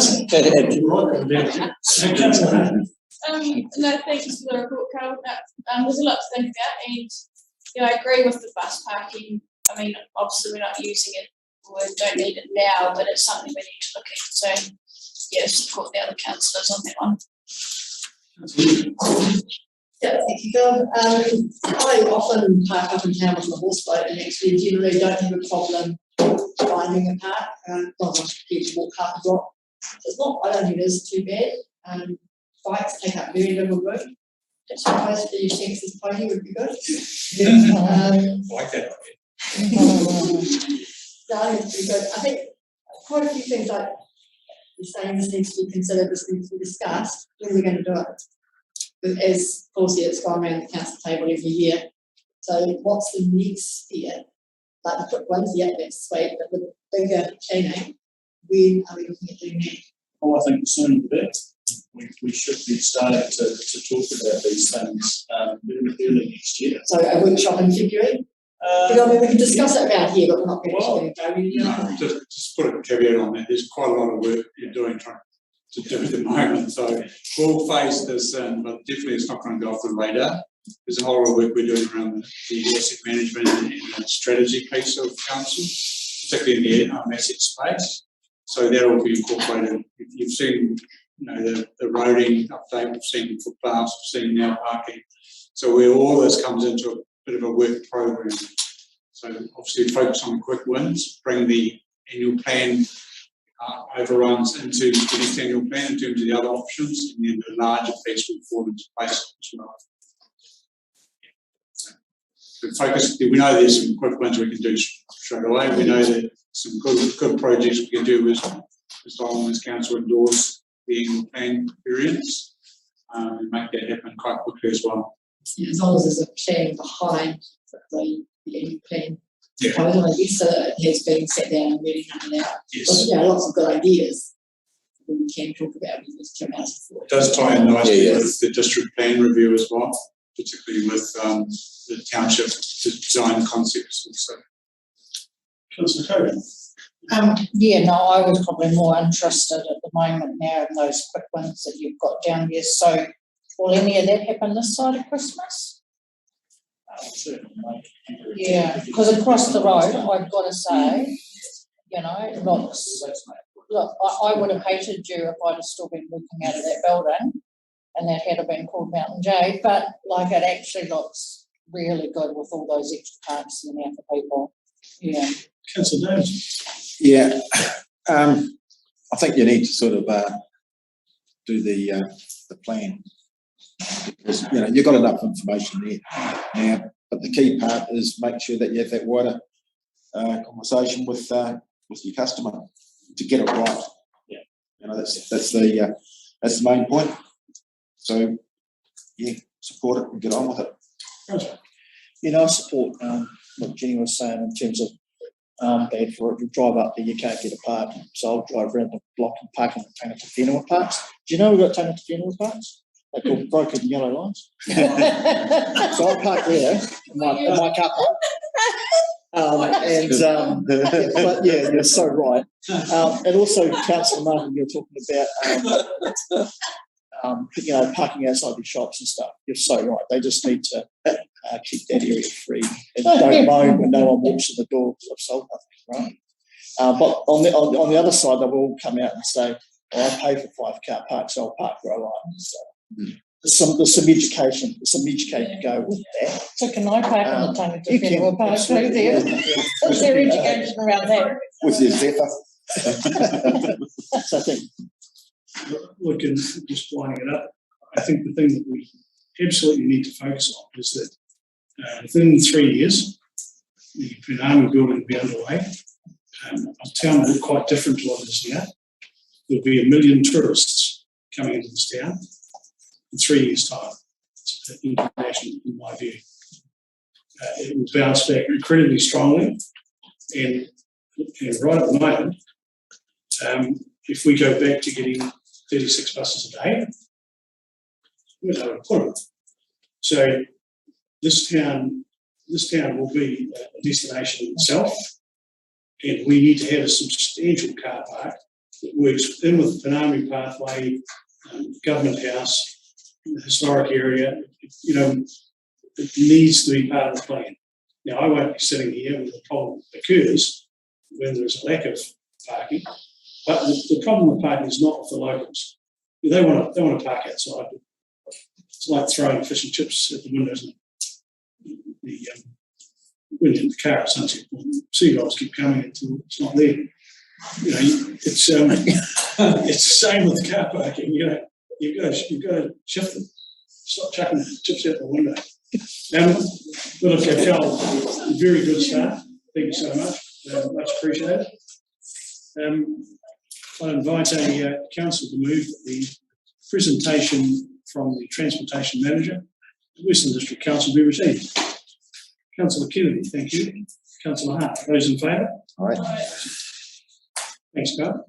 I think Thanks. going to be very interesting. We're on to item 8 of the agenda. The Hokistiga Airport lease extension has been deferred to the next meeting. Just a bit of paperwork to tidy up there. Move on to the financial performance for October 2021. It's on pages 12 to 25 of your agenda. And Lindley, welcome back. Good afternoon, Your Worship and councillors.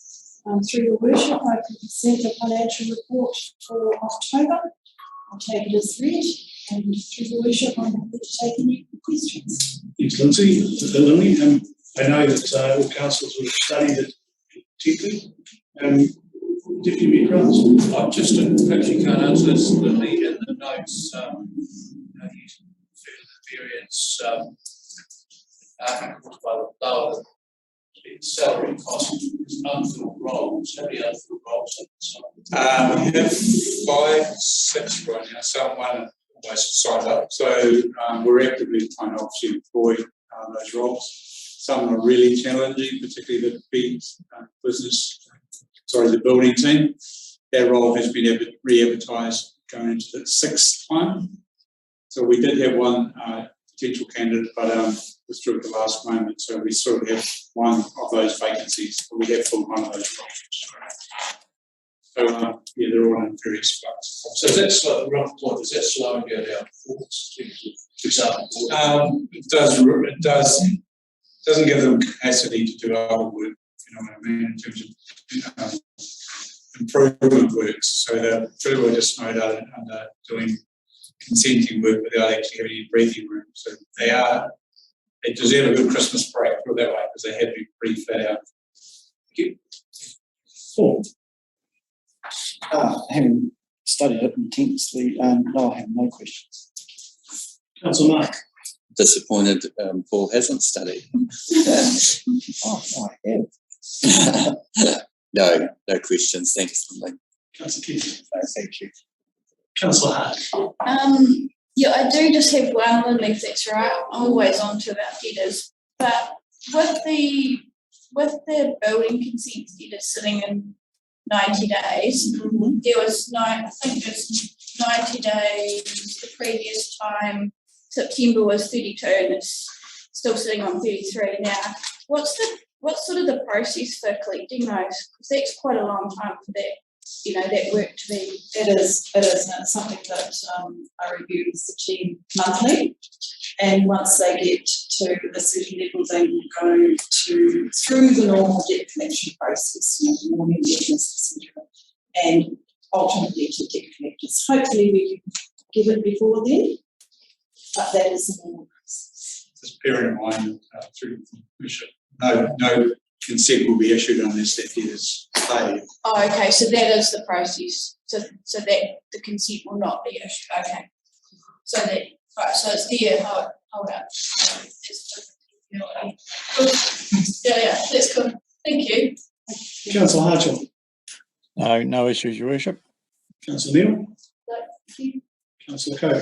And just a question around the revenue with the grants. So, which is sitting at just over 2 million.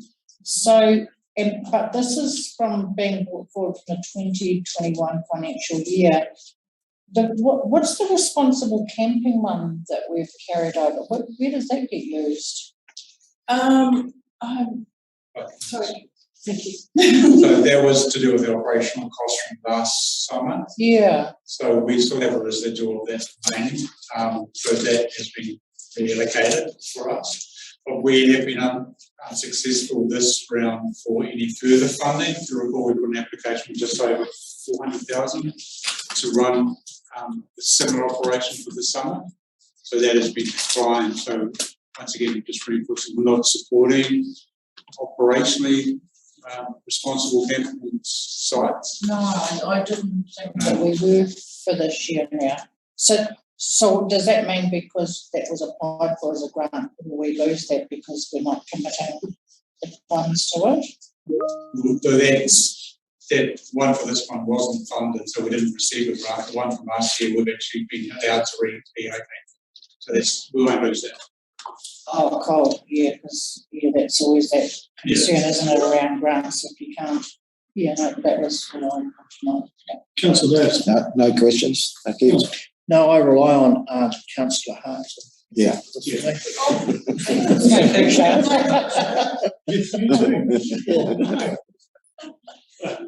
a great report. It summarises everything. I think it's really good. Well, thank you very much. I'd like to invite a councillor to move the financial performance report for October 2021 be received. Councillor Neal, thank you. Deputy Mayor Carruthers. Those in favour? Aye. Can I just pick up on a point that was made there by Chief Executive in relation to staff this year having Christmas, which they didn't get last year. And I want to ensure that as a council, we keep the pressure on the Chief Executive to ensure that forces from outside who think that our staff should be working for them over Christmas do not get in the door. Thank you for support. Council support me on that. What happens is that someone in DIA or the Ministry of this or the Ministry of that says, look, we want this by January the 2nd, January the 3rd, or January the 20th. Well, they can wait. Yeah.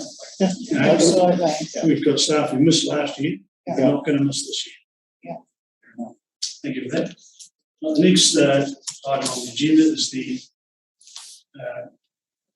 presentation of the council controlled organisations, or the representation of the council controlled organisations AGM, and that's on pages 26 to 28 of your agenda. And Leslie's away today, and Simon's going to present. So apologies for Leslie not being here today. So the purpose of this report is just to get endorsement for His Worship, the Mayor and myself, to have a right to represent the council on behalf of council at the AGMs of Western Holdings Limited. The type of things that we'll be voting for, obviously confirmation of minutes, setting directors' fees, recommendation of dividends to be paid, if any, adoption of the annual report, and any other administration matters. Just bear in mind that we won't have the ability to resolve matters that would have to come before full council anyway. It's more of an administrative matter. Just noting that the AGM is due on the 9th of December next month. And this is an improvement in the process. Historically, the Mayor and the Chief Executive has gone along and voted, and council hasn't been part of it. But it could be that for whatever reason, something may be causing an issue. We want to make sure that the council's in the process as we go forward. That's a significant improvement in my opinion. Open for discussion. Very important that we're represented, so I'm very happy with that. Provided that it's not carte blanche,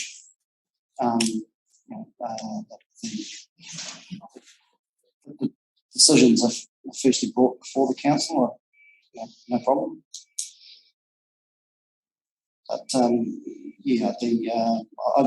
don't really see why this hasn't happened before, or why it's happening now. I don't quite understand that. I think there's been a gap in terms of this providing the resolution for both His Worship and myself actually have the voting right on behalf of council. That's purely, there's been nothing in the past that's required full council sign off. It's just like I said, an administrative loophole with trial votes. Talks there in 8.2 about lowering the catering costs. When they weren't having feasts with them. What's going on there? Great fishes this week. I'm coming. Yes. Councillor Barton. I had to agree with Paul. I think the nonsense about the whole venue hire and the food bill is so inconsequential that it shouldn't even be mentioned. I mean, that's not a reason for making a decision. How much lunch is going to cost, and we have to get a bigger room to have the meeting in. Okay. To me, that doesn't sway me at all. I think that's pretty poor, actually, to even mention it. It doesn't matter if you're paying for lunch for 10 people or 15 people, or 5 people, really. It's the cost of lunch. However, the only thing that I think is critical to get right is the recommendation of dividends to be paid, if any. And I was just wondering, outside of this report, whether there's any update on that, on whether Holdings are proposing a dividend, given the fact that they're in a significantly different position now to when we were forecasting, where we were forecasting them to be at the formation of the long-term plan process. We haven't finished doing the financial review, so we can't determine what that is at this stage. And it's likely that the AGM will be 9th of December. Yeah. So, and they'll have they will have completed audit. Yeah, okay. Because all the rest is administrative, really. To me, the big thing is to declare a dividend or not proves the value of that company or not. So I fully agree with the report, and just take exception to the lunch and the venue. I think that's crazy stuff. And but I understand the rationale for and the reason for this report coming. So I support it. But yeah, let's see if they can declare a dividend. It'd be great. The issue you report, you asked why the issue was raised, how it was raised. I raised it because I've always felt in the last 5 or 6 years a bit uncomfortable going along, and because you don't know what the dividend is going to be until you get the end audit to the end of the case, which we haven't gotten. We know what the budgeted dividend is because it's given to us. So somewhere in between is what we're having. But we don't know what it is until today. So we've got some time constraints. Councillor Ryan. Oh, just one question. So, Simon, you would have a vote and the Mayor would have a vote? No, we vote for council. So 1 vote against 3? No, as a shareholder.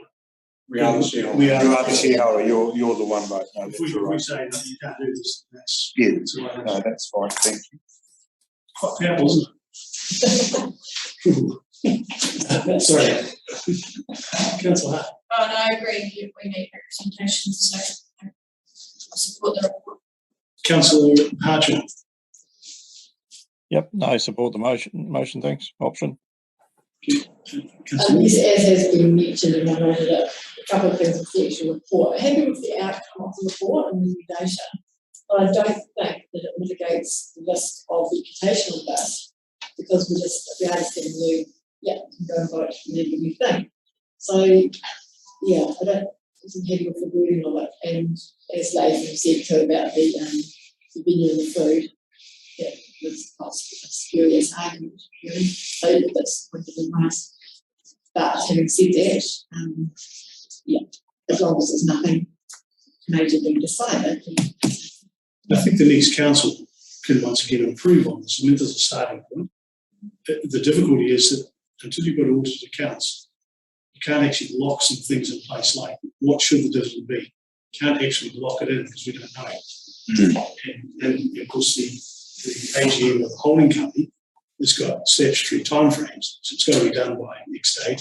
So it's kind of juggling. I think we can. Maybe something could go down by email if necessary. So it's like the items generally forward in the agenda will include, but are not limited to. So there is the potential for something else to be added there without any of us knowing, but we've just given you, yeah, you can go and vote. Yeah. I'm sure you'll vote the correct votes. It's a bit loose. Might not tune up the down there to smile. But yeah, look, it is loose, but it's better than it has been for the last 25 years. We're actually getting started. Yeah. And I think, as I say, the next council may look at it and work with Simon to, further tweak it. Councillor. I actually don't have a problem with the recommendation, to be honest, because I think at the end of the day, Western Holdings, personally, I've always found very good at coming along and presenting to us here and providing all the necessary information. Yeah. We've got 3 very good members now on Western Holdings, and to a degree, it's like, council and council staff, you have to also, there's a certain amount of trust in knowing that they're doing their job. I mean, reputational-wise, it falls back on everybody, doesn't it? We certainly see that often. So, yeah, I don't have any problem with the recommendation. Councillor Davis. No problems. Thank you. No, we need to be represented. Just to highlight that Western Holdings will be reporting to council in December, so you'll get a full half-yearly report. I'd invite council to move that A, the report be received, and B, the council resolve that His Worship the Mayor and the Chief Executive are given the right to represent and vote on behalf of the whole of council at the annual general meeting of Western Holdings. Councillor Hogan, thank you. Councillor Hart, those in favour? Aye. On to the next item of the agenda, which is Railway Terrace entry exit options. It's on pages 29 to 31 of the agenda. Carl, welcome back to the scene. Oh, you thought you got rid of me. Thank you, Your Worship. I'll take it as the report has been read, and so Your Worship, open to Councillor. No, I'm comfortable with your recommendation. Thank you. Councillor Davis. I just note that the Western Medical Centre, I don't see one way as favourable. Yeah, so I put the proposal through and asked them to have a conversation with their own staff about it. We're particularly concerned about it either way. Well, one way I don't think was particularly favourable, but yeah, the response was not really very committal either way. So it was a bit difficult to quantify really. I spoke with Dr. Anna about it, and she said that at the moment it works well, and having the angled parking on both sides would just cram things up, and they use it for emergency situations with helicopters sort of landing there at certain times, and also that it could be fixed by just putting some signage up there at the entrance into Wall Street. That's what they were saying. Yeah, there is signage at the moment, but the issue that we have is that none of it's actually legal. Yeah. So sure. And with the changes that we've done in Weld Street, but particularly turning from Weld Street into Railway Terrace is less than ideal. Particularly because you've got the railway lines to contend with, and if there's somebody late who can stand it, there's potential for somebody to end up sitting on the tracks, which we don't really want.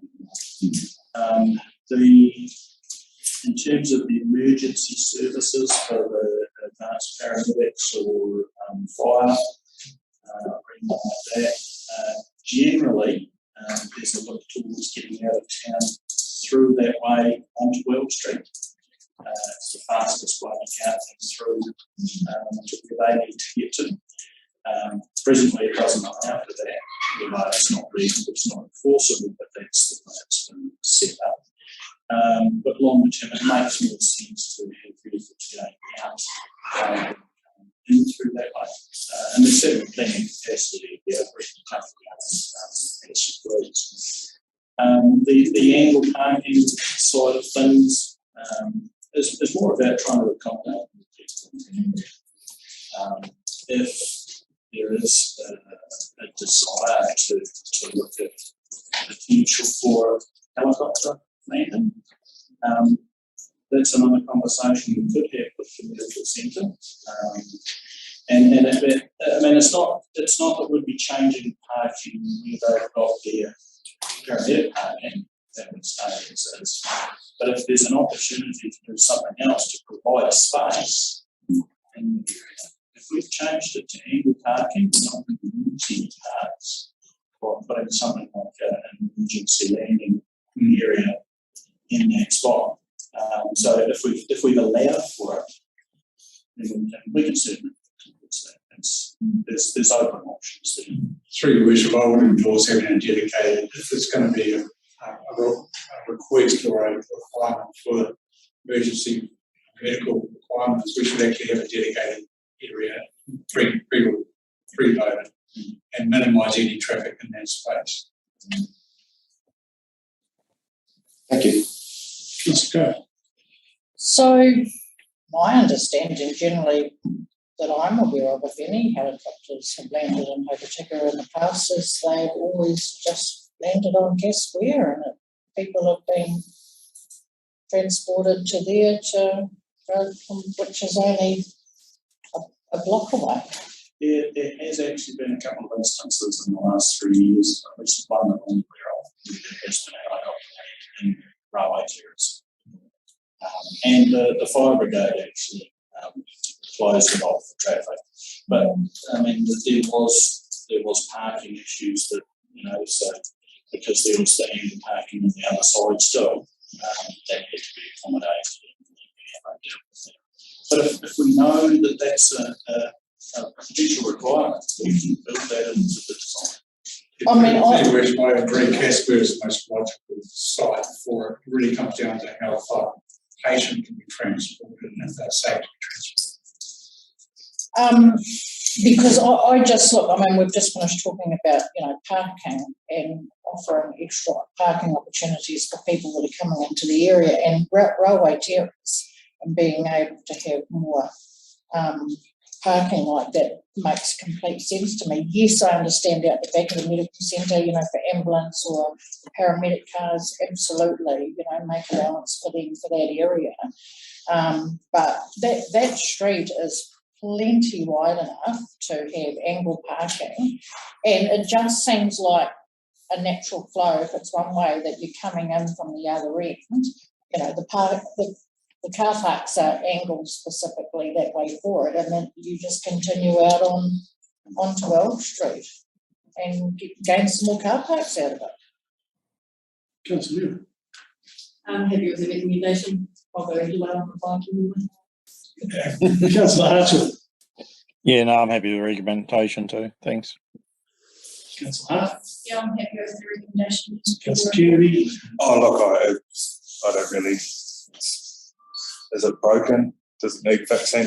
Just one comment on if we're talking about fixing something because people are going to end up on the railway tracks or something like that. It's operator error. People have got to look after number one. They can't be relying on council to fix it for them, And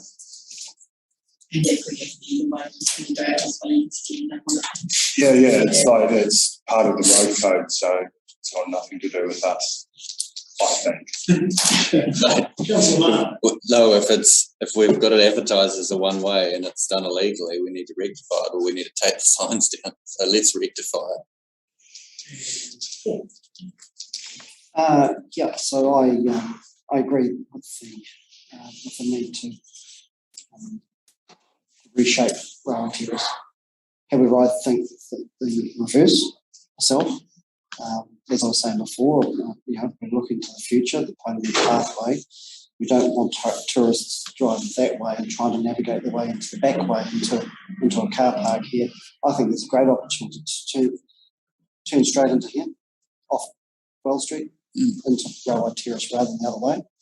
And I think it's an opportunity also to provide for camper vans, which will be necessary, camper van parking, necessary close proximity to Punham's pathway. I think that's the obvious place for it. If there's a need for, I don't agree with the reserving railway terrace for the occasional helicopter landing when there's just across the road is the health centre and that big car park you just talked about before. Why could land there if it's it's only straight across the road, and so I would suggest the railway terrace converted into one way off Well Street, exit through Stafford Street. Camper van parking and angle parking, it's a great place for some angle parking. So in that respect, I think it would be a useful place for parking as it is now for council staff, for instance, so they're close but away from the shopping centre. But with the eyesight currently where it is, but with the future site across the road, visitors coming into town would see that's an obvious place, I think, to park.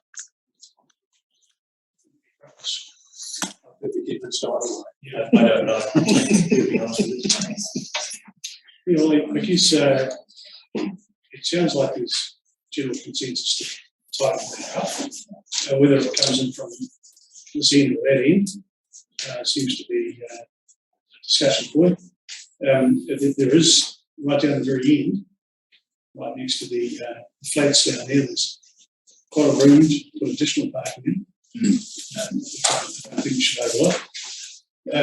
Your Worship, can I just clarify? Are you proposing that the entrance would be Sill Street and the exit would be here.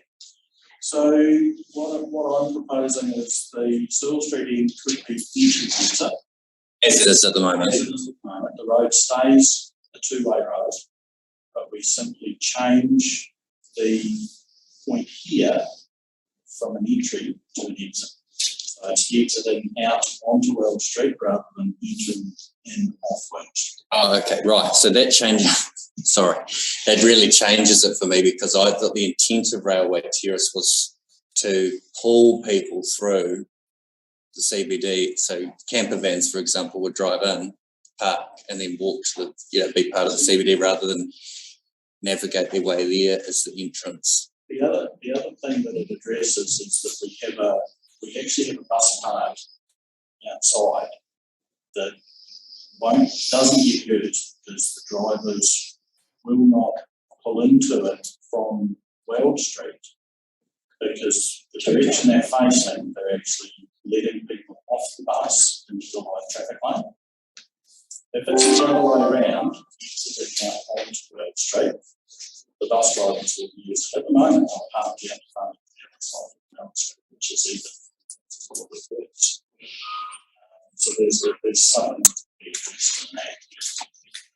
So is the question only, do we come in from that end or do we go out that end? Is that really the only question? Pretty much. The issue that I think they're raising though is the fact that if there's a car park coming in, there's another one wants to come in and they're on crossing.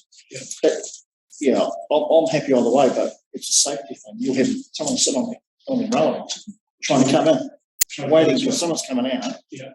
No coming in. But won't be two-way, will it?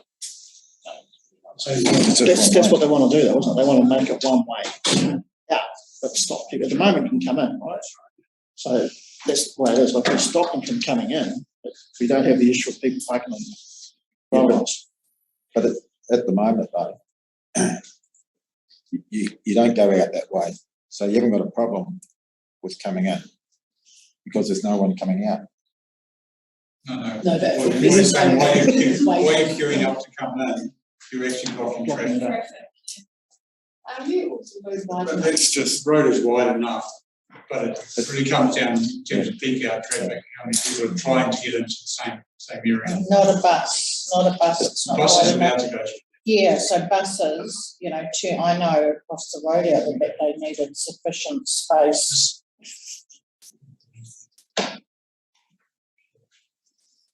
That's quite good. Okay. Let's see if we can test the water. The proposed resolution is that A, that council receives the report, and B, that we adopt option 2, the direction to exit and entry onto World Street Railway Terrace, such that traffic cannot enter Railway Terrace from World Street, but can exit onto World Street from Railway Terrace. And this change is registered within the current traffic and parking bylaw. And because there's been some discussion around the table, I'll move it. If I could get a seconder, it'll either be supported or it won't. So, second, then definitely for others. All those in favour of option 2, raise your hands. 1, 2, 3, 4, 5. And motion's carried. Thank you. It's a cruel way of doing it, isn't it? But it's hard to make that kind of decision by Yes. committee. Everyone's got A different view. Yeah. There's no right or wrong. Especially when you pay. But the things that come difficult ones. Move on to the next item on the agenda, which is WDC headquarters building, estimate of cost for building and strengthening. It's on pages 32 to 38. Do we want to discuss that or just pass the resolution? Oh, sorry. You're just talking about difficult ones. You thought the one before this was the difficult one. Scott, it's all yours. I'm going to take the report from Brad, and I'm delighted to take the question. Really? No.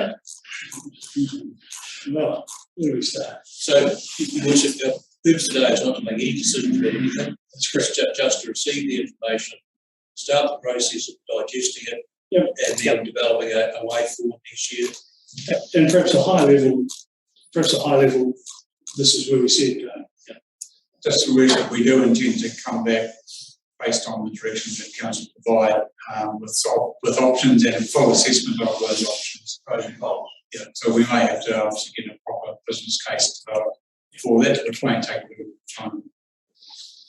Well, should we start with Francois?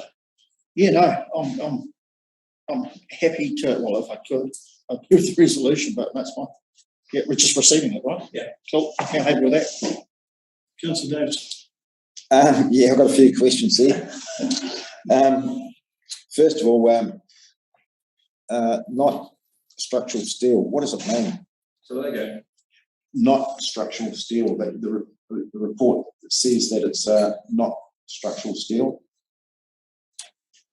The recommendation of fixing it. Right.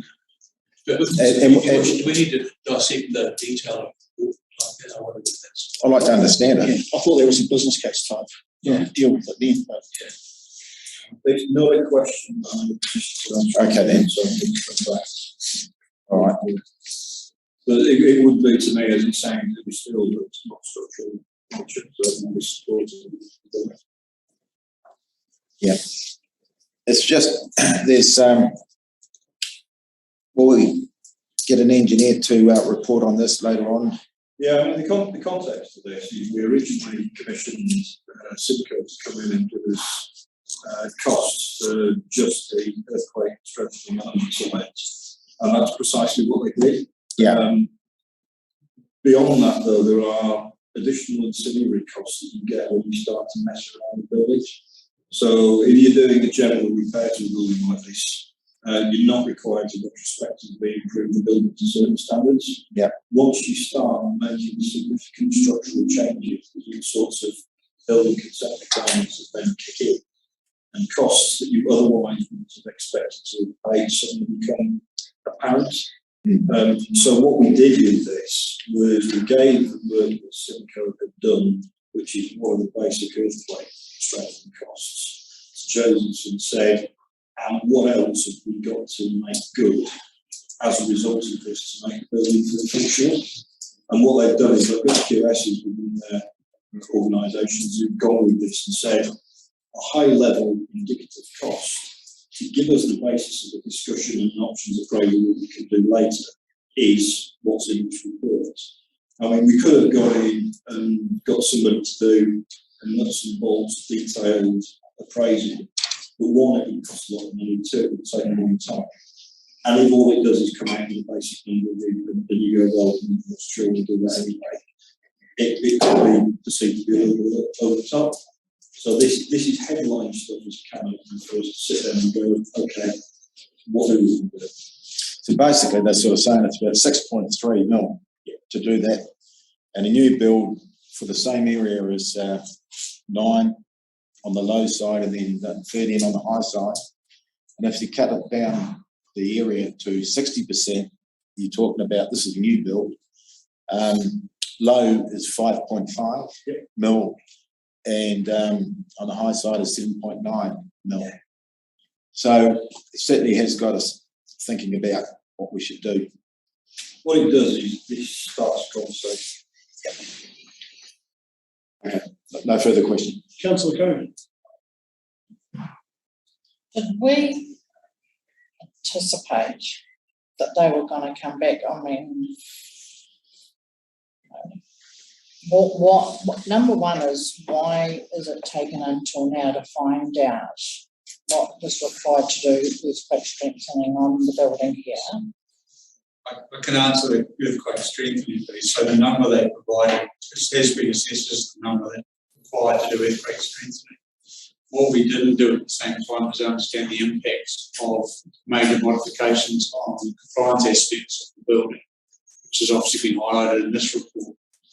And if we're taking that next leap, there's a whole lot of things that we could do to the building to make it, up to a modern standard, like replacing all the windows with double glazing, HVAC system, the heating system, which is less than adequate. A lot of ergonomic aspects that would bring it up to a standard that would be a modern building, when it's finished. Through the chair, there's also when you start messing around with buildings that have got long-term fixtures and fittings, you take stuff out and want to go back. The what, sorry? You can take stuff out and you want to fit back. So, if, for example, we've got to take the windows out to do something, I don't know if we have or not, you can't just assume, oh, that's all right, we can put that back in. So there's costs in here that might look like additionality, but actually aren't. Yeah, I just think this is a whole different conversation that really, and a lot more thought has to go into this. I mean, we've got Paki Waitara across the road, that, seems to be taking forever to get off the ground as well. Now we've got the issue of this building. One of my first questions is then, how does this leave staff working out of this building in the meantime? I mean, is everybody with health and safety effectively safe? So they wouldn't be in here if it wasn't safe right now. So it's still in that zone. The challenge that we have is obviously now that we are earthquake prone, it has to be resolved in some capacity. By when? Oh, we've got 5 years, I understand. I don't exactly have the deadline in terms of the date. Yeah. 10 years, I think. 10 years, sorry, to resolve the earthquake strengthening component. Obviously, we want to bring it up to 67%. To take it any higher than that would blow the costs completely out of the water. You might as well start with a brand new building. Yeah. We are looking at obviously the EOC issue in terms of the emergency operating centre. So that work is actually obviously getting scope for the airport area. One thing to consider, which we'll bring back to the workshop, if we're doing an EOC at the airport, do we then consider a new council building in the same capacity? So all those things will need to be taken into account in terms of a feasibility study and business case to be workshop with council. And I think, I know there's been some conversation around potentially other parties building a new building as well, into the future, and the council lease. There's all those options arrangement, and I think, we need to look into all options, including that, because it just seems like, man, that's a lot of money to go into. If I can through the chair, I mean, buildings and building refurbishment from my background. Yeah.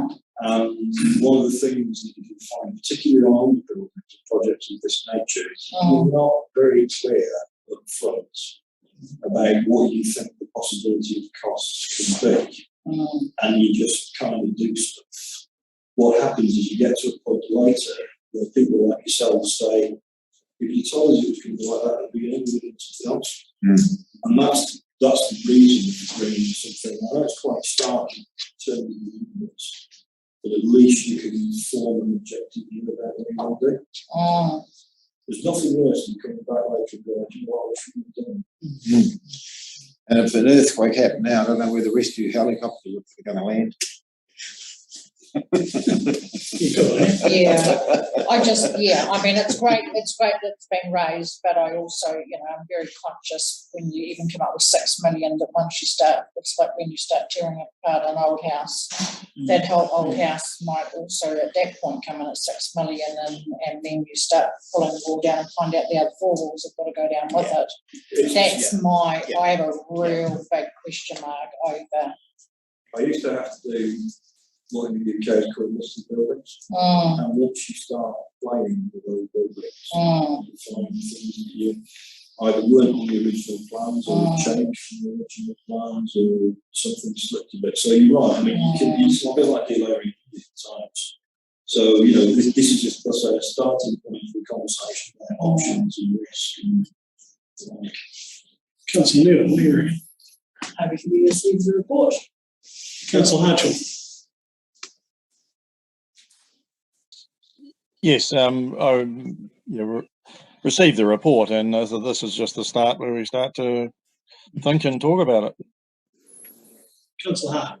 Yeah, I'm happy to receive the report and just want to look at the bigger picture here and possibly look at still slowly down the track. So I don't think we need to rush this one. Councillor Kennedy. Thanks. That new building's looking better and better, really, it just is. Yeah.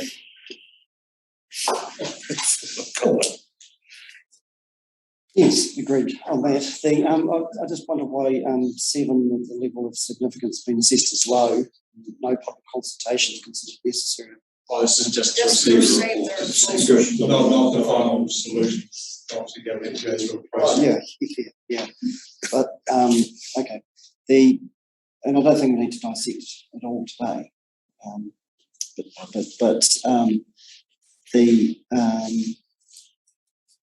In assessing the option, we definitely need to consider a third party. They might build it and lease it to the council, not the council rebuilding. That cost is a bit scary enough, but I understand the reason for putting that there. But of course, as the report also says, this doesn't even take account of the foundations. And we know that the foundations just across the road were tricky. And so they won't be any different here. So that cost is going to be balloon out even further. Bear in mind also, of course, the local government reforms that are upon us, and we're all going to be put on a diet for all councils by this government, and there won't be the need for a council of this size or council officers of this size, because it just won't be the number of staff under that reform. It's too widespread, and so we need to take our time with this and come up with a solution in time.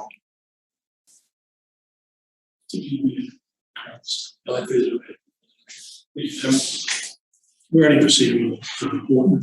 There is a bigger picture, and the bigger picture is there are so many options. It could be an option of selling this building, building a new one. It could be an option, and it could be an option of doing this building up.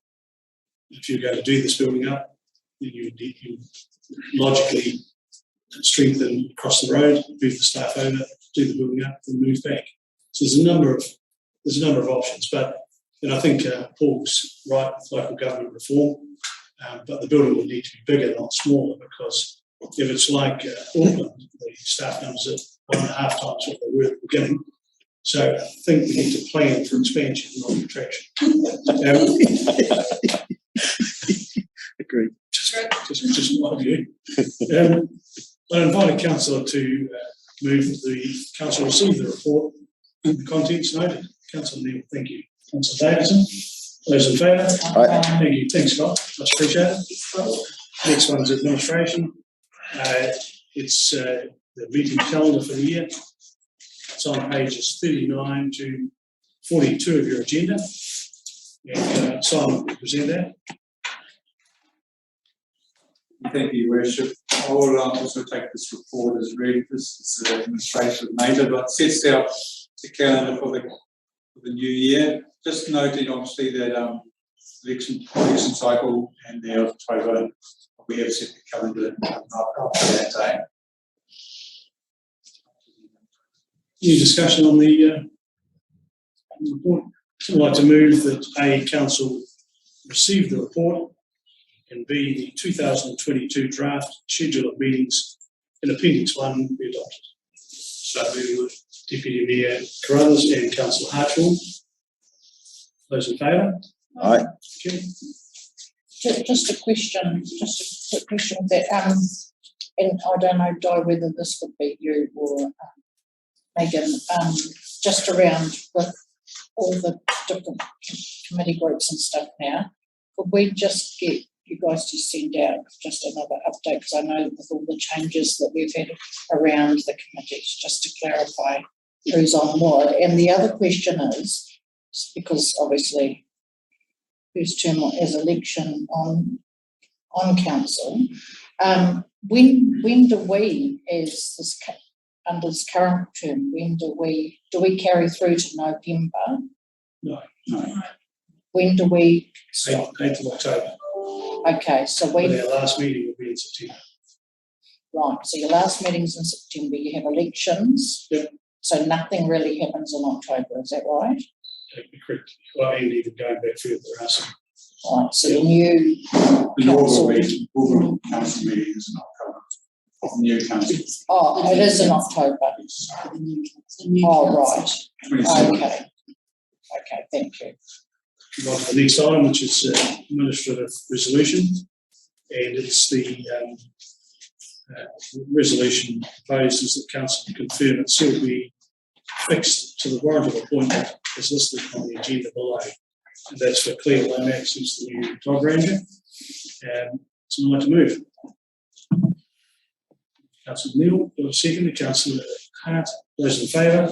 Aye. Excellent. A couple of matters just before we move into confidential. There was a matter I raised with councillors in relation to a resource consent issue that had come in that was addressed to the mayor and councillors. I've sent it around. Chief Executive's investigating it, and we'll come back to council in December with his thoughts on it. It's just something I brought it up because it was addressed to the mayor and council. And now the most exciting part of the meeting, councillors, we were all been informed that Councillor Ryan Kennedy has resigned, effective at 6 p.m. tonight, and he's off for an adventure in Scotland, believe it or not. And so I wanted to take the opportunity that we get for him. I want to start off first of all by saying that when I drove up the road there a couple of years ago, 3 years ago, and I saw a sign that said, Ryan Kennedy for mayor. I never heard of named Ryan Kennedy. And I thought someone was pulling away. And then there was signs everywhere. And I thought, I wonder who Ryan Kennedy is. So it's been a really interesting journey. Ryan has represented South Westland in a fantastic way. I can tell you from personal experience, when he gets onto a problem, he stays on it. But the thing I've most enjoyed is coming to every council meeting, and I go home at night and I just grin. And it's things like, geez, that grated my gears.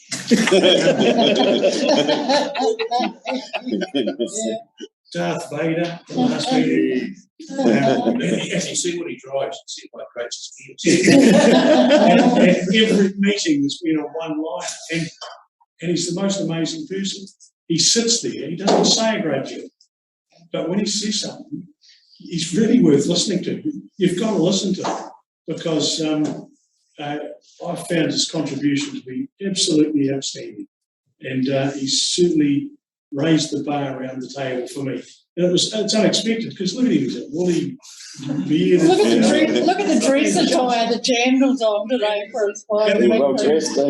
And then when we turned up to that meeting, there was a jolly great shield in behind him. Of course, we learned a lot about the wooden shield. Yeah. But look, I'd like to go around the table and give councillors a chance to say goodbye to Ryan. And Ryan, for me personally, it's been an absolute pleasure to work for you. I'd love to do it again sometime. Yeah.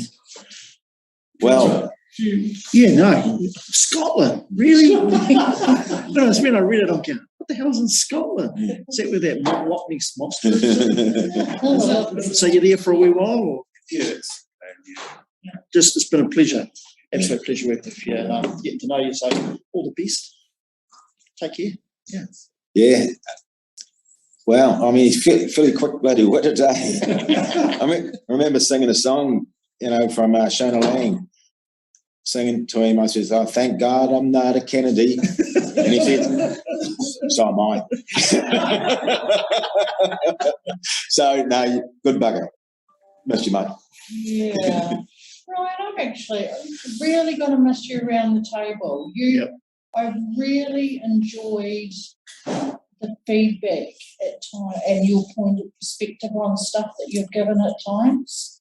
And yeah, like you've been exceptionally, South Western have been very, very lucky to have had you on board, because you're very passionate and proactive about where you come from, and that like has just been, that's a big thing for me. So yeah, we're going to miss you, and I'm quite envious of you heading off and, you know, taking it with your kids too. What a wonderful experience for yourselves and your kids to be able to be doing together. Good, yeah, wish you all the best. Yeah. Yeah, Ryan, great South Western stock. We've been down there and you've represented them really well. I love the way you always ask questions. You never scared to ask questions. Say what you think. You always know what you think. Just say it really clearly. So, yeah, I'm sure all of the ones down in South Western and your family should be proud of what you've done. Best of luck in Scotland. I guess there's aspects that will be quite similar to Porto too. Yeah. We'll miss you, and I'm sure we'll be hoping miss you a lot as well. Yeah. Yeah, Ryan, it's a sad day really, but good on you for going. You don't go now, you'll never go, and we can always rely on you to have an honest opinion. And as the mayor said, it always had a bit of a grin to it. I wish you all the best, and yeah, we'll see you sometime. Yeah, Ryan, it's been a pleasure to work with you, council. It's been a laugh. And every time I giggle at what he's going to say, but I wish you all the best. What an amazing experience. Yeah, go for it. I appreciate it. Yeah, I'm going to miss my neighbour. Yeah. Council table. There must be something about Okarita, you know, because I think the last council that came out of Okarita was old Jimmy Donovan, that used to come out to the council meetings on horseback. Yeah. So there's a little bit of a synergy there with Ryan. But I really think that the council's been the better for having you here, because you ask those questions and you challenge on the budgets and the like, and yeah, it just puts that challenge back onto the rest of us to continue that. And also, as Councillor Neil said, to quote the late great Mick Sullivan, solid southwestern stock. Can't go past it. Thank you, Simon. Ryan. And corresponding with Ryan behind the scenes on a lot of aspects, and I appreciate his support, particularly from Increc, getting that resolved. I hope you've got those documents. Yeah, right. So that has obviously been carried over from previous councils for quite some time, and Ryan took it on board to nail that one, so I appreciate the support on that. I'm always an advocate for all the projects that are going on down south, and obviously highlighting to council and myself deficiencies in some of the work we do. So we've taken all that on board, and we'll improve based on it. Thanks for you, and I wish you all the best. Thank you. Well, Simon, two responses from me. Firstly, surprise. When I first heard that you were part of the scene, I was very surprised, because I hadn't was heading into the quintessential southwestern, and you know, so mentioned the Woodham Shield sort of guy, and I learned something at Ryan on a recent visit, by the way, guys, to transit, that he moonlights as an entertainer, plays the guitar and sings, and so you're that sort of guy. You're the slightly bigger than life personality from South Western, and so the surprise for me is that you would be prepared to up stakes and move yourself halfway across the, well, right across the world somewhere else is surprising, and a bloody big call on your part. And I know the reasons why you're doing it, and commend you for those. But it surprises me that you would want to go to a place that's even wetter and colder than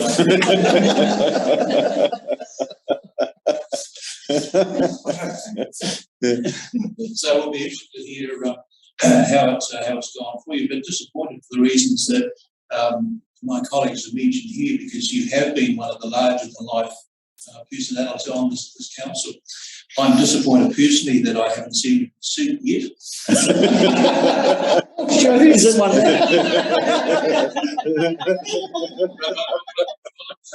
Dress code was made Councillor Davis. So Good on you. So all the best. Oh, hey, thank you very much. You're a real southwestern man. You've added huge value to our council. Would you like to say a few words?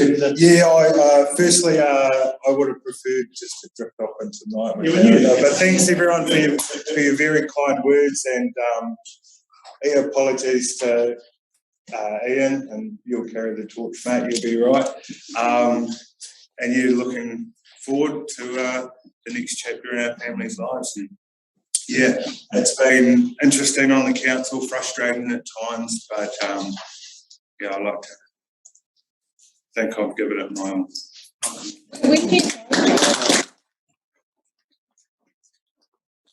When do you actually go? 14th of December. Oh, wow. Yeah. Okay.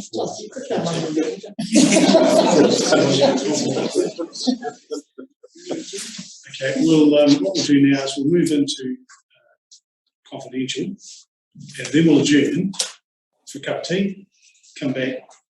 Is that everyone done? Yes. Yeah, okay. So I'd like to move that, look, to those that have, in the public that have been on the Zoom today, it's been a bit different, isn't it?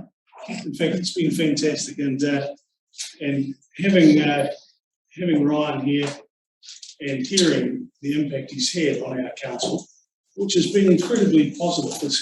It's really hard to describe how you can go home, be having tea, and suddenly burst out laughing, and your wife says, "What are you laughing at?" I said, "Oh, well, that's just great, Smuggy is." And it's right, it's been great. We're now going to move into confidential. I invite a councillor to move the council move into public exclusion.